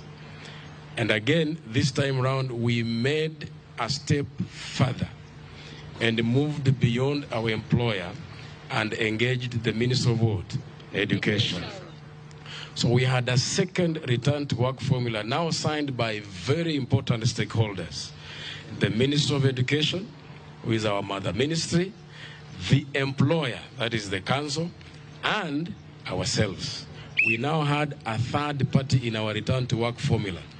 We also ensured that this matter had been canvassed on the floor of House, that is the National Assembly.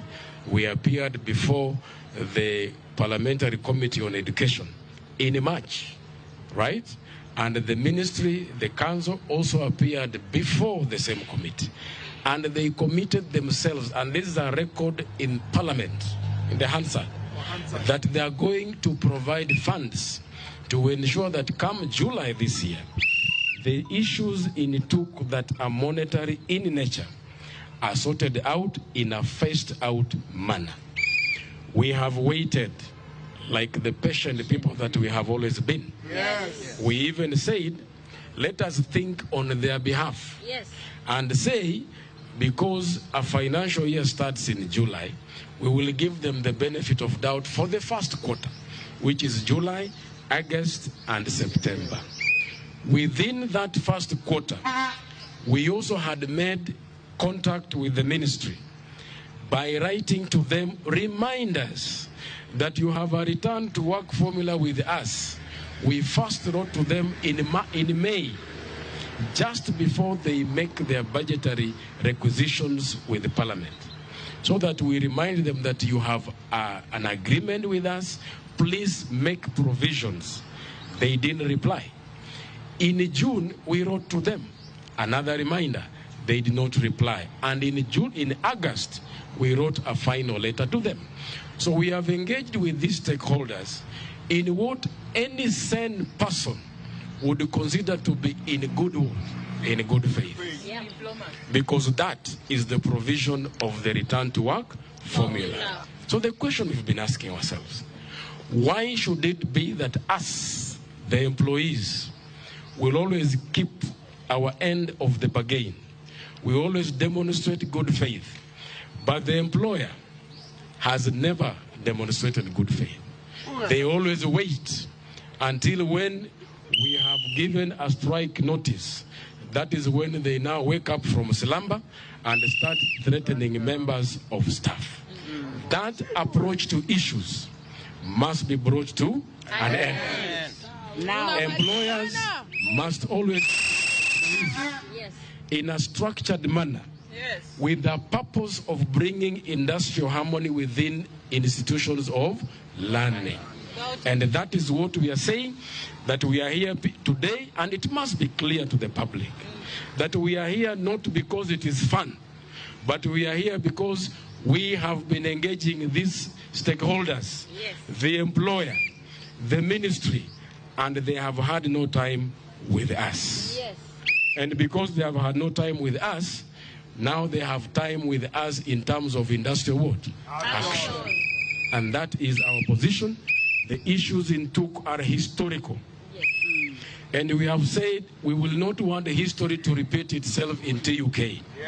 Things must be sorted, and they must be sorted now. Those who are responsible for sorting out the issues in Tuk are known. It is not the employees. It is the employer.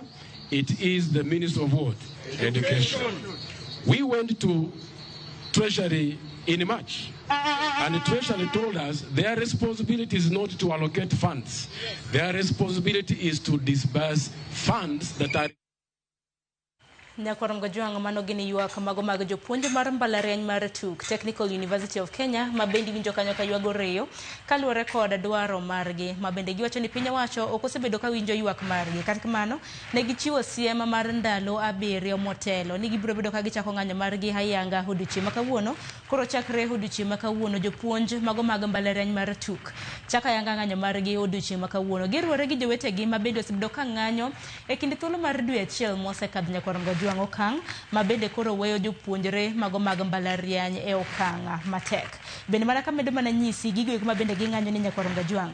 Giwacho kanyo ni ging'anyo kutenre kod deko mano mar osara. Giwacho ni osara mana giyudo ne giyudo dwe mar 7 mano mar higani. Bende giwacho ni osara kabiro, osara biro ka nitiere nus. Bende giywago hola omenda ming'ado gi tok chwal ni duonde mowinjore kanyakla kod bende giwacho ni some deductions bende giwacho ni okosebedo ka ichwalo e yo mowinjore. Koro manen ng'anyo mago mag jopuonj mag mbalariany matuk ma bende jafwambo marwa Judith Omondi luwa ng'eni kuku mare obiro bedo komiyo weche magwa manyien man mar odiochieng' ma kawuono. Dakika oskadha 4 tok saa 4 mar okinyi. Akayo matin abiro gi wenda mabende watwak godo kotenre kod dhialo migosi Raila Amolo Odinga ainyanya kotenre kod osimbo mano miye odiochieng' manyoro. Wakayo matin.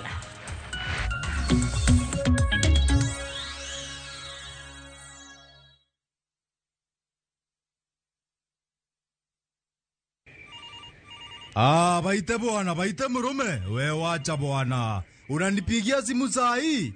Si utafanya ni nyongo bwana. Unataka mira yangu ikatike? Ai bwana murume.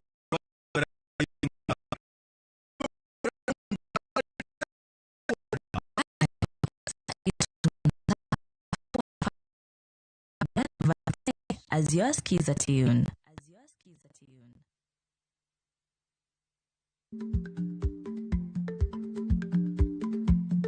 Jarik ni jamuod nyoyo gi goyo. Matiende ni dhi matek maok inono maber samoro nyalo miyo ng'ato midhiero.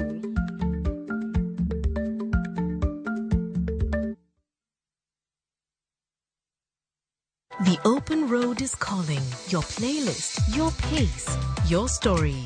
And at the end of the drive, the wild heart of Nakuru. Wake up inside the park to birdsong and sunrise. Spend your days spotting rhinos by the lake. And your evenings are on the campfire under endless stars. This low season, make it a getaway with friends, or romantic escape, or a solo adventure where freedom is yours. From only 11,950 shillings per person sharing for 2 nights, View Travel brings you self-drive camps that put you right in the middle of the magic. Book today and enjoy the ease of Lipa Pole Pole. Visit viewtravel.com or call 0703 254 254. View Travel. Dream. Explore. Discover.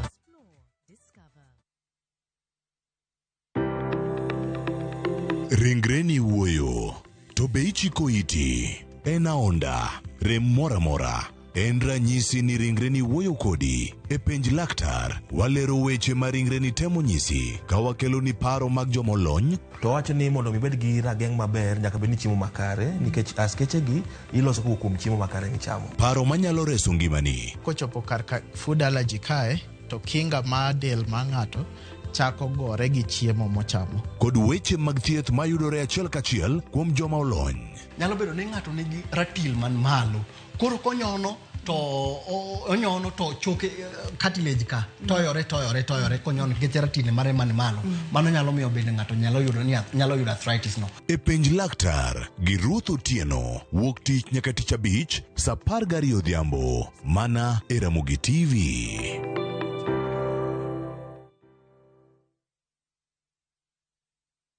Teke na Wigo Boda. Chanua Jam, fika on time at the lowest charges in town. Va helmet and ride in style. Ni safi, ni safe, na ni easy kwa mfuko yako. Wigo, your trusted ride. Download the app now. Ama SMS Wigo to 20425. You'll fike right on time. Wigo, your trusted ride.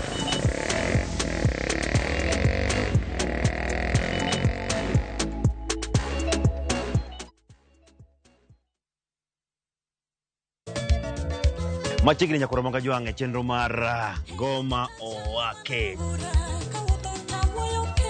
Wuok tich akelo ni mix bokwe.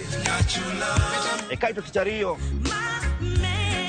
Reggae owake, yani tunaongea na Majar Rastafara. Alafu tichadek nyakoro manga juange akelo ni mana yani ngeni baka giwasani. Tichangwena is kama nene, yani kitambo zama za kale. Alafu Friday, si unajua tu Friday tutafanya namna hii. Nyakora magajong Friday supu zo wake. Sapar kidaka faga big nyaka safaga rio. Kod Ann PDG Papa Vic, yani ukipenda mzee kijana.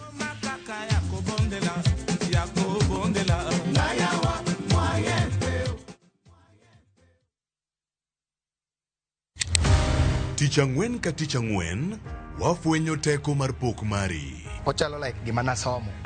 to ok nasome polytechnic, nena ina jua kali tu kaka kora timeni. Pok opogore keto lere wi jogo ma pile loko michgi obedo ohala madhi maber kendo bedo yo mar yuto margi. Tigoni inspiration ayudo kuom jo Masai. Ineno to ipuonja mondo an be no puonja mondo an be ang'e loso. Ochoko glass machalo kaka takataka to wachwakogi kasto waloso gik mopogore madhi e ute mopogore. Tich Ang'wen ka Tich Ang'wen saa 2:30 okinyi mana e Ramogi TV. Kik bai.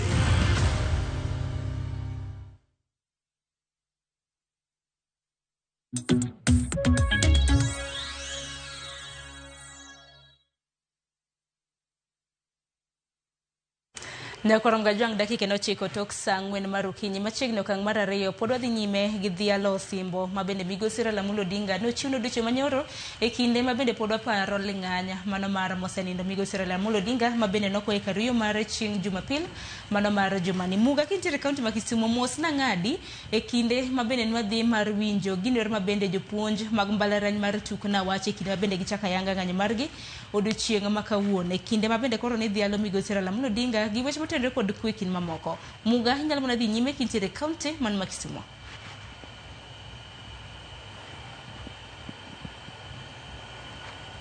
E weche mag ng'anyo go to kadwar donje nikech ang'eyo maber ni mago gin industrial matters. Nitie chik e katiba mar Kenya moset maber ni jotich kendo nitie nyaka court mar jotich magitere ng'anyogi kata ywakgi kok gin satisfied gi gik ma employer gitimo nigi. Ka kamano to dona wachi ne adhi mbele matin gi weche mag jakom. Wan kaka oganda Luo adona wachi maber ni chunywa pod pek kabisa gi lal mar jakom. Nitie liete mosetimore mang'eny e piny Luo ka to moko notimore chon ka thothwa pod ne tindo kane wawito the late Tom Mboya, wawito Argueng Skodhek, wawito jowa mang'eny madongo ahinya kaka Robert Ohuko gi joma moko nyaka Jaramogi Oginga Odinga. To gi sani tho mar jakom ne lit kendo nomako Kenya misima kendo komako oganda Luo kende. Ni nyalo neno ka oganda mang'eny mar jo Kenya obiro mondo kugi joka Jaramogi kendo mondo go mos ni mama Ida Odinga. Kuom ranyisi jowa ma agot ka ni neno koganda mar jo Kalenjin kata Kipsigis no biro kabisa kendo giting'o mwandu mag jamni ka gibiro go mos ni tho jakom kendo gibiro limo wetegi mag joluo. Gavana Natembeya otimo matek mobiro go mos ka Jaramogi kendo kelo mwandu mathoth mag jamni. To moloyo adona wachi nagwero kamano ni gavana marwa ma Homa Bay Mikae Gladys Wanga gi deputy ne migosi Yugi Magwanga DMPs duto ma e piny Luo kuom thuolo mane gikawo mondo gikaw oganda mawuok e counties gi mane ok nyal bedo go weso mar chopo kama ikowe jakom right from Nairobi, Kisumu nyaka dala ne Opoda nyaka Kang'o ka Jaramogi. Ne gitimo maber kabisa kendo adona wachi no oganda Luo no yuoro kar rombegi. Ne aneno nyaka wabunge machon machalo Silvans Osele mane mbunge mar Kabondo Kasipul kotimo matek apart from ka MP masani Dr. Ivo Bara bende notimo matek mogolo metokni gi jopiny mane nyalo biro mondo ne kama ikowe jakom.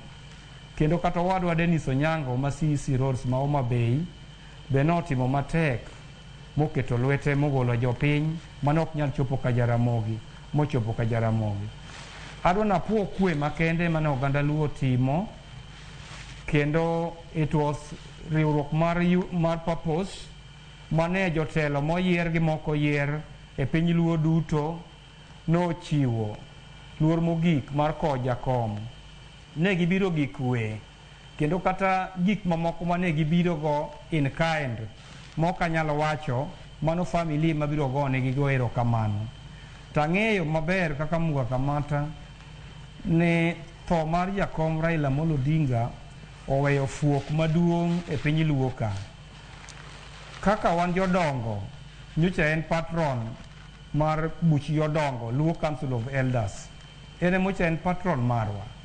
Kendo nyocha otayo maber, nyocha winjo advice and guidance mar jodongo, kendo Amolo ndalo duto ma nyocha obiro dala to okungo luongo jodongo. Kendo kobiro dala to jodongo dhi kanyo odung randa gi timne, dhi kanyo kendo gi consult e weche mag jodongo kod weche mag piny Kenya. Emomiyo lal mar migosi Raila Amolo Odinga owewa gi fuok maduong' kabisa mok wang'eyo kaka wabiro pong'o e piny Luo ka kata gi Kenya mangima. Ta nyalo wacho kama ni nyithindwa manie telo ma Nyasaye oketo telo e lwetgi, kati bed MCA, kati bed governor, kati bed MP, kati bed senator, kati bed women rep, to gi joluo duto ma professionals mok ni e siasa kata ma e siasa, onego koro wa focus yo ma piny Luo nyalo dhi go mbele e yor dongruok, kendo onego wabed gi unity of purpose. Jakom Raila Amolo Odinga nyicho riwo joluo duto in different cadres, nyaka man oko, man abroad. I can remember one time kane wadhi Sweden gi jakom, we happened to meet professionals maneni kuno machalo Tom Ojanga gi mamoko. Jakom ne en ng'ama manyo oganda mar Luo kama ne ginitiere kendo nokelo gi kanyakla for the purpose mar dongruok mar oganda Luo, mondo joluo obed oganda man gi identity e piny Kenya ka.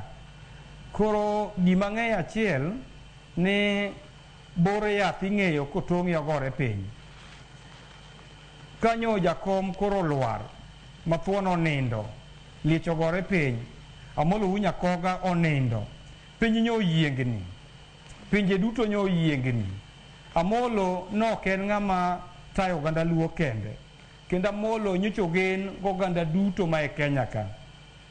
Ang'eyo ni unyalo penjo ni ang'o momiyo pok nyocho bedo president.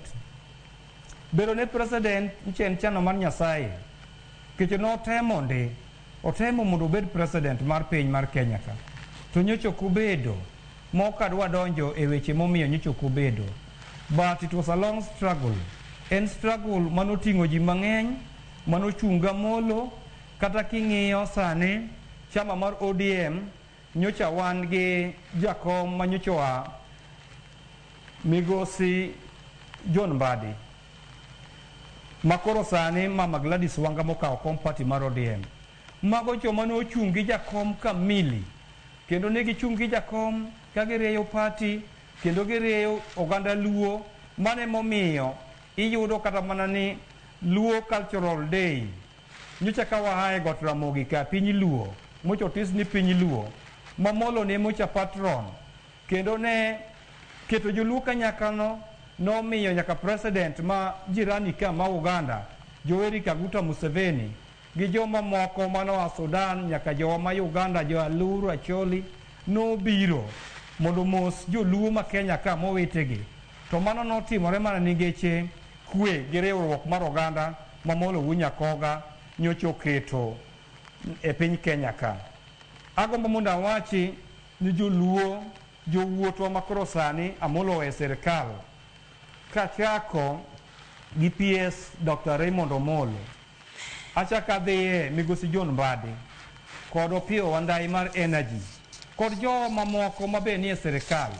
Mae sama koro nyaka champion for unity mar joluo, irrespective and regardless of political parties ma belong to. Joluo mondo riwre kabisa, to mano kawacho ni chama maduong' mar ODM oseketo wa kanyakla mondo wawe. Mane nguso wa, kendo mane bargaining power marwa ma wan godo momiyo kata sirikand William Samoei Ruto nyalo tambua joluo kendo nyalo miyo joluo nyalo chak yudo lemo moko ka wabiro bedo ka wadhi mbele. Koro miyo an kaka Muga Kamata an gi chuny mapek kabisa. Family joka Jaramogi gin jomong'eya maber kabisa kendo ang'egi kata kana wito minoda maduong' last year September iga mwaka makoro chalo kama dwe machalo kama Mama Ida gi the entire family mak joka Jaramogi nogo na mos kendo condolence gi na kao gi kwe kendo jakom be nogo na mos kendo ne ogo na mos in kind. Kore momiyo an kaka Muga Kamata an gi chuny mokwe ahinya e lo jodongo makodumo. An gi chuny mokwe ahinya kendo adona wachi maber kabisa ni kwe ma wadwaro kendo going forward kaka Central Management Committee mar party mar ODM no sedhialo migosi Oburu Oginga mondo obed party leader orwak wuor jakom mane jakom orwako kaka party leader. That is where we are as at now. Kendo Central Management Committee notimo wach maber keche party kata any leadership position okonego bed gi vacuum. Koro kane that vacuum osebedo filled gi jaduong' Dr. Oburu Oginga kanye ma wantie tiende kanyo kaka jo ODM kendo instructions duto kanye mwabiro yude ratiba kaka weche mag ODM duto dhi. Kendo adona wachi naneno disgruntled factions moke ODM ka mamara ng'ate wacho mara ng'ato wacho ma. Mano wawere guru kabisa wachik it ingini party wara mar ODM nigi structure kendo en gi kako wacho wechege. Ma party leader is the final authority kode National Delegate Convention kata Governing Council ko ratify weche. Koro kata mana Sifuna kaka Secretary General kanyicho wuoyo tiwinjo ko wacho mano wacho weche ma jakom no wacho. Jakom ne wuoyo as a party leader. Gisani kro Dr. Oburu Oginga biro wuoyo kaka party leader. Maonge ng'ato mabiro bedo above him. To wan bende kaka jodong luo ker marwa mantiere en jaduong' Odunge Randa. Ene mwane boye magik modwane jodongo tim duto te wabiro timo maber kata kochano ni mondo wadog wane Mama Ida tok iko jaduong' bang' ndalo moko machuoka to wabiro dhi mamos mondo kaka jodongo wachak waleme liel kaka joluo. Kano oseik jaduong' machalo kama to nitie gimiluongo ni tero buru. Tero buru could be done a year later bang' tho. Koro mago ka jodongo chano cultural ceremonies moko machalo kamago to wabiro akekesa nabiro mobilize kodumo kalan duto mantiere piny Homabay kata Kenya ka mondo me wariwre kanyakla wadhi wane kaka jodongo biro chano nyasi mamoko modong' mag jakom Raila Amolo Odinga mondo chop kare according to Luo traditional norms. Kao kamano tang'e ni weche pod ng'eny pod ane studio adwana mondo awachi ni Mama Dr. Ida Odinga gi nyithindo modong' Winnie gi jowetegi duto ne wang'e ni pek to pek to tho nosingi beduru abeda kamano jo Kenya ni kodu to Nyasaye be ni kodu. Nyasaye be ni kodu.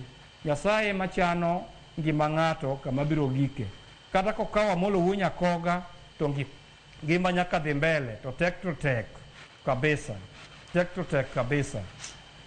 Finally nitie wach moro madwana wuoye matin madwana gusi. Adwa ni mondo awach wach moro ni wrangles mantie mar lalo leadership mar party mar ODM onego rum. Kingpin mar Luo ok kaw through election. Kingpin mar Luo ikaw ka Jehova Nyasaye kata juogi mar Luo mar Ramogi Ajwang' ema chier kuom ng'ato. Koro at this time obiro fwenyore ayanga ni en ng'a mabiro rwako wuoche Amolo Wuo Nyakoga. Koro jowa ore mos wayuoga Amolo Wuo Nyakoga maber kabisa. Ka sa biro romo to ka juogi ochwier kuom ng'ato kaka sani pod Oburu Odinga momake no to weuru we jaduong' omake mondo ta oganda Luo ka wane boye kanyo nikech chama mar ODM ni en makoro riwo joluo te kod oganda mamoko ma e piny Kenya ka. Ka kamano to kwe kende ma wakwayo mondo wabed gi kwe.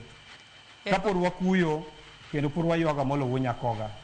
Erokamano ahinya Muga, wach maliwa ahinya kanya ahinya kotenre kod riwo wi oganda kanyakla ma ikinde kaka oganda makaluo manego bed ni wariwore kaka onagi e yo motegno to riwruok Nyakwarum Gajwang' wanyalo mana riwore ka jotendwa bende otemo matek mano mar riwo jopiny.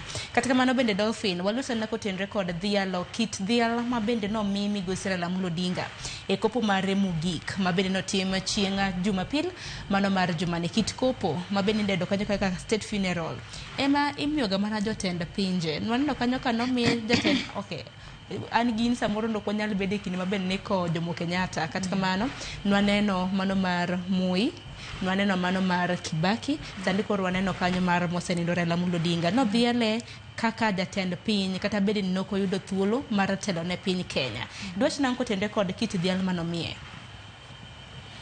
Erokamano ahinya dhial mar Raila ne pek nikech first of all Raila en ng'ama ok nyal pimo gi president macha ng'ama nigi ng'ama lich ni luonge kanyo ni the people's president. Exactly. En president mar jopiny mar dhano ok mana jo Kenya kende but nyaka jo oko kaluwore gi kaka waneno jo oko be wuoyo kuomi nyaka jo thumbe ma oko dhano ne ywago Amolo. Mano ne nyisi ni kata aparo ni kane omiye that straight funeral ker no luor nikech gima no neno pok gineno gima ne obedo witness macha bro bede history ma bende no akwayo kata kinyalo nini the political journey mar Raila inyalo kete history books mondo nyithindwa osom ging'e ng'ama Raila ne en nikech ma ng'ama lich ma nokwako piny ngima ok Kenya kende but nyaka pinje ma oko. Koro an Raila ok anyal pimo gi president nikech kaluwore gi ng'at karisma ma en godo ok en mar manomol macha ng'ama Nyasaye nogwedho gimbi mare kata kingpin ma ji gore ne Luo Nyanza sani mano kind Babu to gi PS Omolo mago mana weche siasa lakini wawe warit Nyasaye mabro miyowa mana kaka owadwa wacho ni Nyasaye bro miyowa ng'ama bro rome wuoche Raila to kotamore to juogi mar Ramogi bro chier kuom ng'at achiel to mano e kaka wabro pik nyalo kawa seche matin samoro nyalo kawa igni lakini Raila ng'ama nyalo romo e wuoche ni onge. Koro kata sani endi nini ka compare the initial funerals liete mosetimre kata mar Kibaki Mama Lucy gini Wangari Maathai nok gibedo honored kaka Raila omi gine kaka Raila no bedo honored nyiso ni wan joma lich joluo wan jok ma Nyasaye ohero kata piny emomiyo kata oko herwa gi big jo kabila moko lakini mano ok onego bed ni wamako ne ji ahinya but Raila en ng'ama lich mok wanyal compare gi president kata ker no kanok oyudo osesidhe osimbo ma nyiso no ng'ama lich wakawe urugero kamano to watem mondo waket gik manotimo waket gik manotimo in practice kaka no ng'ama long'o kik wakuod wiye kama entie nikech wang'e kama ne en kane en ng'ama chunye ler ne en ng'ama ohero ji kata kochwanye owe kamano. Let us try and do whatever Raila wanted us to do. Nodwaro ji obed gi kwe to joluo obed kanyakla mana kaka owadwa bondo osewacho. Gimachielo madende denat agombo na wuoye en wach ok ang'eyo gimomiyo ker mar piny ne sign bills bang' kano sewinjo ni baba otho. Akeni Sharon mae mbaka gin mana siasa mabedo bro bedo kwa gwe kinde thuolo mabiro nikech ang'eni weche makamago wacho ni bills ang'wen mabende koro jatend piny Kenya bende nochweko kagini manen mbaka mabende bro bedo kwa lose kind thuolo mabiro kata kamano ang'eni odiochieng' makawuono naneno presa mano mar jofwambo mabende luongi kod maneno gai mano mar dwe pacho ka Justice Maraga bro bedo ka loso kotende kod bills kata na paro mabende liekore ni jatend piny Kenya nochweko ke mar mondo mi olokre chik kata kamano kapok akoyo matin Dolphin bende kotende kod dhialo mano migosi Raila Amolo Odinga mise mamoko mabende nanego bed ni ochwale pacho ka moko kuom gi jatend piny Kenya no lose odiochieng' manyoro e nyasi mar Mashujaa kowacho no bro bedo koketo gi atim to odiochieng' manyoro ng'eni nyasi mar Mashujaa jatend piny Kenya no dhialo godo mosenindo migosi Raila Amolo Odinga mise manintiere godo e kin mamoko nowacho ni nyaka bikete tim odiochieng' manyoro ng'eni no luongo migosi Raila Amolo Odinga nyadi 22 kinde mabende no dhiale godo e nyasi mar Mashujaa. Walose mano kapok wakoyo matin. Gima nyalo wacho ni kuom wacho adieri ker noluoro baba to ng'eni ji mang'eny bende nigi jakom.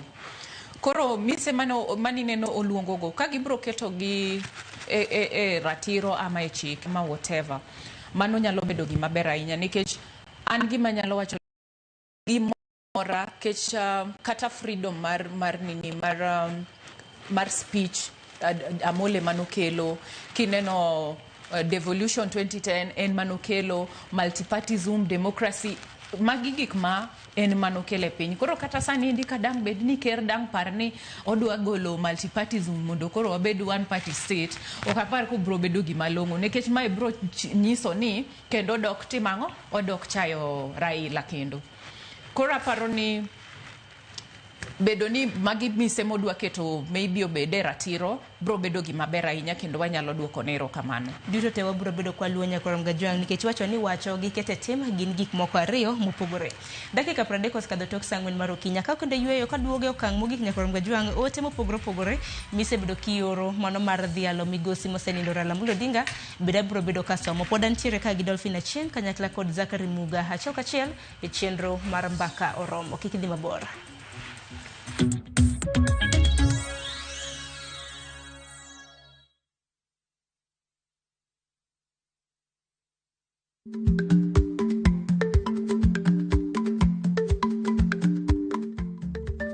Dhako muol kadonjo, matiende ni bedo ni ng'ato ling' e kinde ma owendo ok ofulo ni omuol, samoro en kod kido mamoko.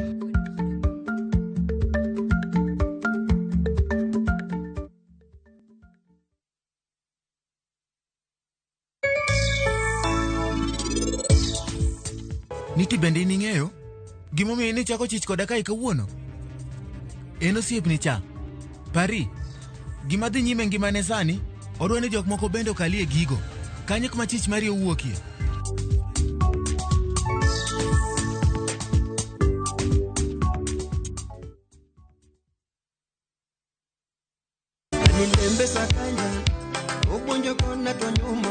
Chakre sulwe mapod nyien nyaka duond jower mang'ula. Winyo sungore mamo wang winyo sungore. Wan gi thumbe manyien mowuok e dho nam nyaka e piny mangima.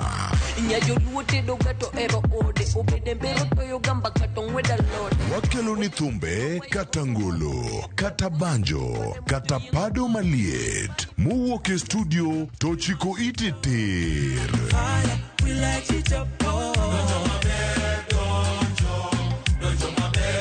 Mani thuolo mar winjo duol kod wach mopogore opogore.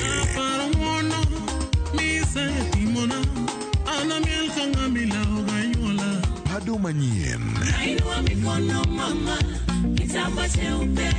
wuok tich nyaka tich abich saa 5 onyango.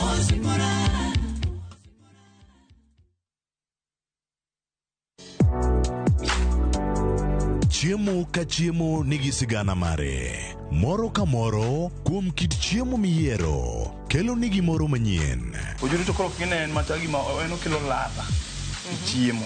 Okelo appetite. Kata bed ni en chiemo mamit, manigi suya mamit, kata manigi iro, waduto wawinjo kitgi. Omit.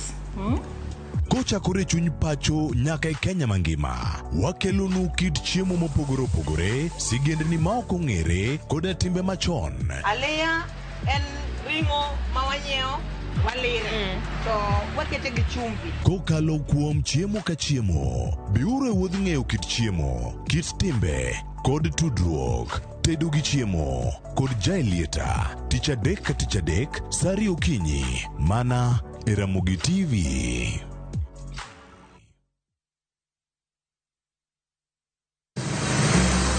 Isepenjori e sigendni mayudore kuonde ma waluongo ni pachowa. Kapuonjani nobiro nikech gwenyruok e kind owete. Riwri kodwa mondo wanon sigendni mabeyo mag kuonde ma wadakie. Ahero nera nitie. Ninyuo kong'o kacha niluongo ni kilap joko wili. Kochakore bombe madongo nyaka e gwenge ma iye. Odusenge en piny joimbo mar oganda miluongo ni Wasenge. Ng'e gigo mamiyo oganda ka oganda bedo mopogore. Nweng'o ma wan godo ka en mar kunyo goldi. Urudi. En kama ji duoge ji ok lal. Ng'e weche mane osekalo. Chon chande lweny nitie kor gweng'.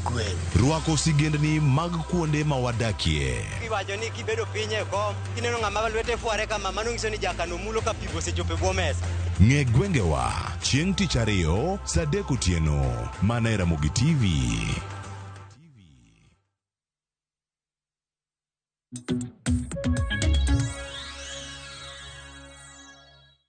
Nyakorongo jong machiegni e okang' mano mar adek ma bende en okang' mogik ma bende wantiere godo Nyakorongo jwang' dakika odong' 25 kapok watieko twak marwa okinyi ma kawuono e chenro mar mbaka oromo pod wamedo dhialo migosi Raila Amolo Odinga chutho kaluwore koda dhiala ma bende piny Kenya nomiye godo e nyasi mar 62 mano mar Mashujaa ma bende nobagi kaunti mano ma Kitui odiochieng' manyoro kama bende migosi Uhuru Kenyatta nodhialo Raila gi osimbo mar CGH osimbo mamalo mogik ma bende inyalo mi jatelo e pacho ka. Osimbo makamano nitiere mana gi jotend pinje mokalo mano moriwo jatend piny Kenya mokwongo, mar ariyo, mar adek gi mano mar ang'wen. Asema ni moko kuom ote ma ioro ahinya no pinji kaka japiny iniwuona idhialo migosi Raila Amolo Odinga gi ang'o.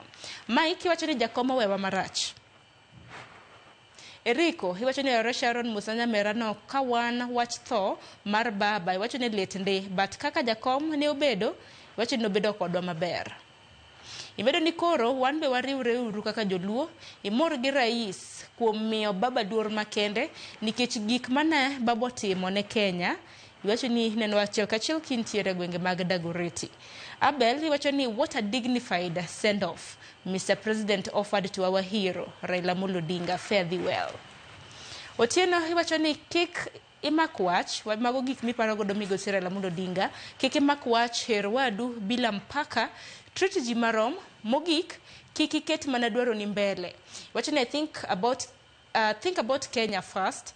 Power is temporary, but Kenya is here to stay. Riga iwacho ni jakoma aparo gi chung' gi jopiny e weche duto. George, iwacho ni luo chenro makare kabisa kintiere koduogo North Kajamkago. Sharon, iwacho ni paro jakom kod wach mare mano mar kedo ne tende joma mine. Imedo kanyo kwe kod dongruok emana jakom dwaro. Onyango, iwacho ni Sharon aparo ndalo mane baba kod Mvuria mane jatend migawo mar tuke ne ochwade gi okwajo bang'e to nene owene. Aya, Agwambo oromo kod michno neno sandre koketo ngima mare kama lich chakre chon. Iwacho ni nonyango jalie iluoto akintiere Malindi. Abdalla wacho ni Abdalla mar Katiti ni paro Agwambo kaka jasiasa ma ok mak wach to kendo nogolo Kenya mabor. Nyasaye oket chunye kama ber. Eli iwacho ni iparo Raila ne en ng'at mok mak wach emomiyo ka weche ne tek to kwe ni bedo. Oliver, iwacho ni God will give us a leader kata ka ok ochopo e ong'ala mano mar jakom. Riwruok mar jokanyanam duto e maduong'. Michael, iwacho ni ber ng'eyo adiera ni miriambo moloyo ng'eyo miriambo ni en adiera. Tho mare tek. Jano marwa ma mogik iwacho ni awuoro tho but nang'eyo ni baba ok nyal tho. To naneno moko kuom ote mag jopiny mabende nawacho ni neno wach mabende nomakowa gi buok. Onge ng'ama noikore ne tho mano mar migosi Raila Amolo Odinga. Aparo ni Muga kineno moko kuom ote mabende jopiny oro ahinya nyako tenre kod tho mano mar migosi Raila Amolo Odinga. Ote mabende jopiny pod ywake godo. Achiel en ng'ano mabende nohero dongruok, jal manohero kwe gi riwo wi oganda kanyakla. Muga waloso ne kotenre kod moko kuom jopiny mabende osebedo ka oro ote mopogore opogore ineno gi wang' machal nade Zakari. Erokamano Sharon kuom twako otielo mogik. Aneno weche duto ma jothurwa oro kuom tho mar baba. Kendo ang'eyo ni space motamogi e Ramogi TV kanyo. Nikech ang'eyo ni jam nitiere line mar SMS. To ka bed ni en gima thuolo to jopiny doro puoch gi pak e ik mar tho mar baba to kod e rang'iny mane President masani mar Republic of Kenya migosi Dr. William Samoei Ruto oloso godo chenro mar liend baba. Okang' mokwongo mar miye Chief of the Golden Heart manosembo maduong' malich e piny mangima kata piny Kenya ka. Ninyalo dhialgo thuondi madongo mosekedo ni piny. To mano mana timore mana ka jatelo ma etelo ka koro President Ruto ni etelo no. Ne ni machiegni gi wat kod osiep e kinde gi mosenindo Prime Minister Raila Amolo Odinga kata oganda mar Luo. Ka ok kamano to de ok otimore kata obed rais moro mane onge oganda mar Luo e chunye kata mochopo osiep jakom. Ang'eyo ni gima President otimono ok ogik mana kamano. Giche kanyo pok jakom otho ne waneno weche moko mabeyo mane jakom owuoyo gi President kendo notime piny Luo ka kata to mention but a few kata mane county wa mawahae ma Homa Bay maae jakom no keto rais kod governor marwa Gladys Wanga otimo tije mabeyo Homa Bay ka. Kuom state lodges ma e Kenya ka Homa Bay as a county negi state lodge mamane en achiel kuom gik manobiro kuom winjruok mar jakom to kod President. Mawan kaka jo Homa Bay dinok wayudo nyaka chieng' Yesu duogi. Kidhi Oginga Beach kanyo sani under the patronage mar governor maro mwahero Mikael Gladys Wanga ido ka nitie fish market moger malich rang'iny malich ahinya Kenya ka. Mokapar nitiere fish market moger e Kenya ka maloyo moger Oginga Beach Homa Bay. In the same way Ipaya dho nam mwalo kanyo kidhiye kamili machon obedo improved, stadium malo kacho obedo improved, affordable housing oger Homa Bay kanyo. Gi weche mamoko mag goyo lam e nderni ma Homa Bay modonjo nyaka e Kithothoni Homa Bay kanyo. Mago nyocha tim kaluwore gi winjruok maber mar Governor Gladys Wanga kod Raila Amolo Odinga manyocha en jatendwa kuwuoyo gi President William Samoei Ruto. Keche nitie dongruok moko mochok nyal tim gi peswa mag county. Pes mag county tin ok nyal timo dongruok moko mang'eny ahinya. Koro anyalo wacho ni ote ma jothurwa oro e TV ka gin ote mag lit gi kuyo kendo gipako mana usoja mar jakom Raila Amolo Odinga e wuodhe mar siasa mosebedo godo e Kenya ka. Koro jothurwa duto mawinjo wagi e sechegi ji osebedo very passionate ka gi appeal mana ni kwe kende ema gisebedo ka giwacho ni kata ka jakom owewa kamano to joluo odong' koriwore kanyakla mondo mi wadhi mbele kama jakom owewa. Sida manyalo bedo mbele ka ni nitiere jowa moko matin manyalo biro baro maweyo kama ne jakom owewa. Ta gombo ni mondo awachi ni joluo duto ni kama jakom owewa kaka oganda owewa kama onego nowewa. Nikech kata ka nobed president mar piny Kenya ka to nodhi na tiyo 2 terms to kendo ne odhi na wewa sirikal kanyo. To mae sirikal mokawa kaka oganda moketowa mowewa. Kuom ranyisi nitie oganda madongo e pinje mag East Africa ka. King'iyo Wachaga e piny Uganda ka onge ja Wachaga mosebedo president to gisebedo ka gitiyo very closely gi presidents mosebedo e piny Tanzania kuno kendo dongruok margi kaka oganda dhi mbele maber e yor somo, e yor agriculture, e yor thieth, e yor nderni, infrastructure gi gik mamoko. Kata kichaki ng'iyo oganda machielo Baganda e piny Waganda ka onge ja Uganda mosebedo president apart from ndalo Kabaka Mutesageni machon. To Waganda oselai low kendo gidonje sirikal to gima duong' magitimo ni gitimo agriculture to kode weche mag somo. to king'iyo kata mana jo Igbo e piny Nigeria bathe kacha, onge ja Igbo mosebedo president, to jo Igbo gi obedo ka gin e sirkal kendo maduong' gitimo weche mag pur, weche mag somo, kendo gin ema gimiyo ochumi mar piny Nigeria dhi maber.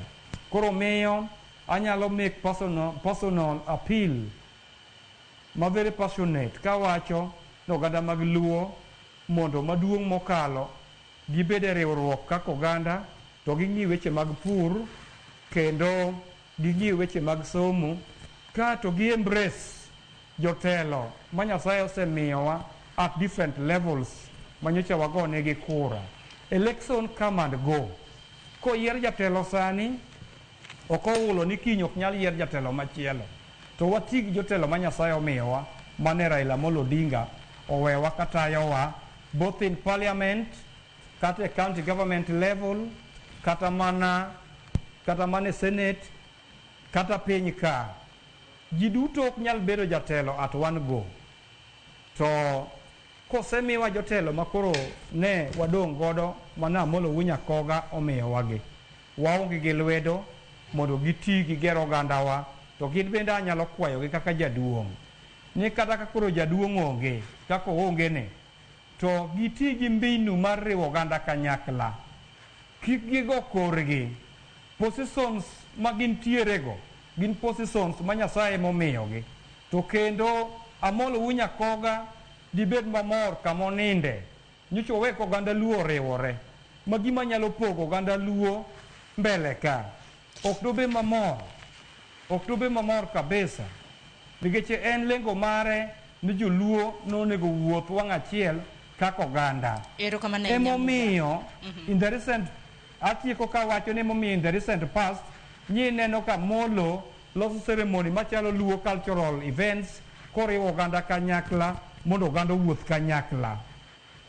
Erokamano ahinya Muga. Gina mar mondo mi adhi e kaunti ma Mombasa nyakoro mga jwang' wantiere gi jafwambo marwa Georgia Oke e kaunti ma Mombasa. Wanyanal jodak e kaunti ma Mombasa to paro Ogai mosenindo Raila Amolo Odinga gi ang'o. Oko kinyalo mana winja kaunti ma Mombasa ochio nade, tinyalo mana loso gi oganda e kaunti ma Mombasa gin giwegi gi paro Ogai mano Raila Amolo Odinga gi ang'o. Erokamano ahinya awinji maber kowuok e kaunti ma Mombasa. Kuma odiochieng' ma kawuono ni an bende adwana bage twak jodak e kaunti ma Mombasa mondo mi ginyiswa ni to dhial mane odhial godo mosenindo migosi Raila Odinga ka koro nosenindo akia ni gito pachgi en mane kotenore kod wach makama. Awuone gi moko kuom gi mondo onyisa ni to pachi en mane kotenore gi dhial mane odhial godo migosi Raila Odinga nyoro e pap kata obedo ni ne osewito ngimane. Erokamano ahinya. An nyinga giluonga ni Wilberforce Oyugi, to dhialo mane odhial go Raila e pap nyoro machen siasa, nikech Raila en ng'ama ne deserve gini. Raila ne deserve gino chon. Raila kata mana state burial mano ikego macha gima no deserve. Namba ariyo, awat bane omi Raila kotho otemo nyisowa ni macha siasa, to wan kaka oganda Luo wan gi ng'atwa kendo waketo mbele moso ng'ato kaka an aneno kaka Babu Owino nyalo golo oganda magolo from A to Z. Erokamano ahinya. Wayude ng'at machielo chakna gi nyingi tinyisa ni okang' mar dhialo migosi Raila mosenindo migosi Raila Odinga kiani in ikawe nade odiochieng' manyoro. An iluonga ni Samuel Okoth Kwama, SOK. Dhial manyo dhial go Raila kosetho ntiere beto ntiere rach, to korka kora Raila gisedhulumu igni mang'eny. Chakre 2007 negi mae loch, 2013 negi mecho, 2017 negi mecho, 2022 negi mecho. Koro negi wuondore ne gimiye nyadhi kosetho kano ngima to nen kitendawili, nen mse wa dhuluma sijui nini, mambo mengi kako notho to gijifanya ndege akia ng'o jolweny, to kano ngima mondo gwan jaduong' kao komi wasemai kao komi sani koro giwuondo wani bubu ni koro giike gimor gima gitimo to sawa katibu yie ni nyaka ike nikech nen prime minister. Mar ariyo be nen over president, nen president of the people, including Uhuru Kenyatta, including Ruto, including everybody e Kenya ka. Raila nyo minyasi kaluwore gi kaka ne entiere e piny ka. jok mano mae te nyoni kacha ke nonyo sanyo gi pamoja mowene gi pini achamo awenu umbe chamuru to gima wadwaro maisha bora gima Raila ne kedo ne en maisha bora jopinyo dag maber gi haki o dhuluma niko go kura ti dhulumu ng'ato ni mai nikech in gi pesa mago timbe maricho mane jakom ok dwar koro kata kano kowe gi nyasi Nyasaye ong'eyo kama odhi kete walamo ne Nyasaye ahinya okete maber oyue mondo Kenya odhi maber adieri otokea kawa dhi chamo ombulu 2027 God willing haki tendeke manwa ywakne erokamano jatelo ago erokamano sana yude pach ngat machielo chakna chaka gi nyingi tingisa ito pach yen mane yes ani luonga ni Jared Otieno ana Likoni atemo wacho kamae gik mane waneno kotimne Raila Odinga nyoro ka kaka wan supporters mag jakom wan gigo kumorwa kech gima nodwaro maduong' nodwa ne Raila obed rais gika chalo ng'ama koro inyiero wa ka Raila osatho kogitimo ne gigo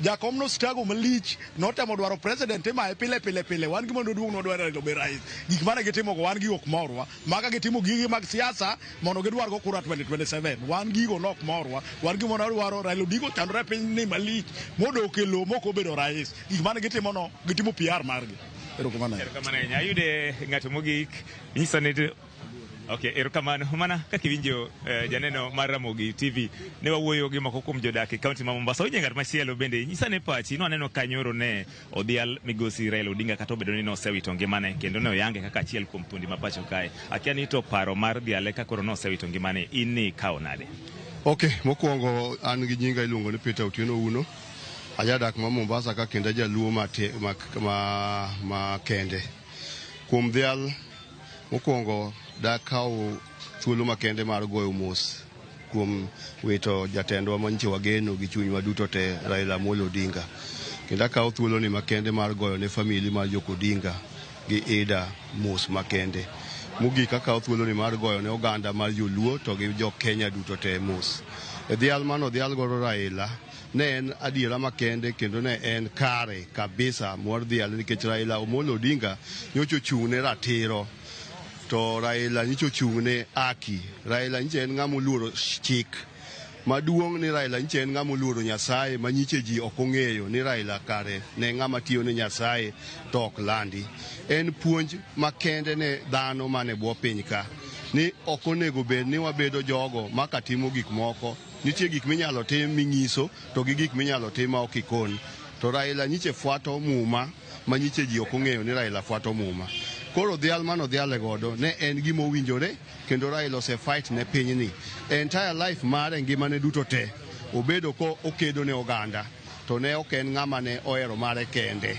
koro kuom mano dakwa oganda na mar Mombasa ni wahiga mfano mar Raila Amolo Odinga owewa maber ok owewa marach to wan wawegi ema koro wayawo pachwa mondo wang'e gima wadwaro to gi kuma wadhiye erokamano mana kakiwinjo janeno mar Ramogi TV mago mana pach moko kuom jodak e kaunti ma Mombasa ka moko koni sith makoro ni sedhego kata yang mani yango kaka thuon nonego beni itimo kapod ongima to moko bende feel ni kata no bedo no sewito ngimane ne pod en thuon kendo dhial mano dhiala gono owinjore kode kabisa gin weche mapod wamedo luwo kuok e kaunti ma Mombasa kendo wabro medo lero kata nyiso janeno mar Ramogi TV kaka weche medo tuch kowuok e kaunti ni ma Mombasa ne Ramogi TV nyinga en George Ao Kamana inya joja oko inji makare kumbago twak gi oganda e county man Mombasa man dakika marwa mabene no miwo kiny makawuone manurumo dine en hero mara mar mundu miamiu mar mundu mwach wach mugi kata kamana hangine duche machielo bro bedo kanyalo rachil kumwech mabendo wan luonya kwa mgajuang mabena noka jafuambo marwa Cynthia Onyango nitiere mano karkano ringre mano masiti mochari en nonro mano mar tho mar Jia Beach mabendo duche makawuoni bro bedo ka itimo ne gibero mano mar yango ne githeyo machal nade magi gin hera mabene nuwuok oko mano mar dine no ringre mano mar mosenindo Raila Amolo Odinga mano ringre mar Jia Beach adek kuom gi notho e paw tuke ma Kasarani ariyo notho e paw tuke mano manyaye ben wange ni jimo pogore ben antiere koda hinyruok mopogore nyakoro Gajuang duto te Cynthia Onyango luono odochi makawuono entiere city mochare koka mano agonero komana nyakum chope tok mar Woking makawuono Dolphin Achieng agonero komana ngeni thuolo ka biro bedo ka yudore kin thuolo mabiro wabro bedo kwa chakwa luongi kendo mar mondo miwanono weche matimore Zakari Muga jakom mano mar jodongo kodumo klana mane county ma Homa Bay bende goni erokamano ahinya kuom yudo thuolo mar twak kodwa achiel kachiel e kaunti marwa e studio marwa e kaunti mano ma Kisumu. In bende ka thuolo biro bedo ka yudre kin thuolo mabiro wabiro bedo kwaneno kodi weche mopogore opogore matimore e pacho ka. Nyakwarom Gajwang' erokamano ahinya kuom bedo kodwa chakre okiny ma kawuono no kan kenda nantiere gi nyawadwa Joyce Oduor chakre sa 12 mar okinyi. Sani odong' mana dakika 5 kapok oromo sa 5 mar onyango. Akwayo ni mar mondo mi bed kod odiochieng' maber kiny bendo odiochieng'. Orituru masani iritri ngima emaduong'. Nyinga Sharon Ong'ao.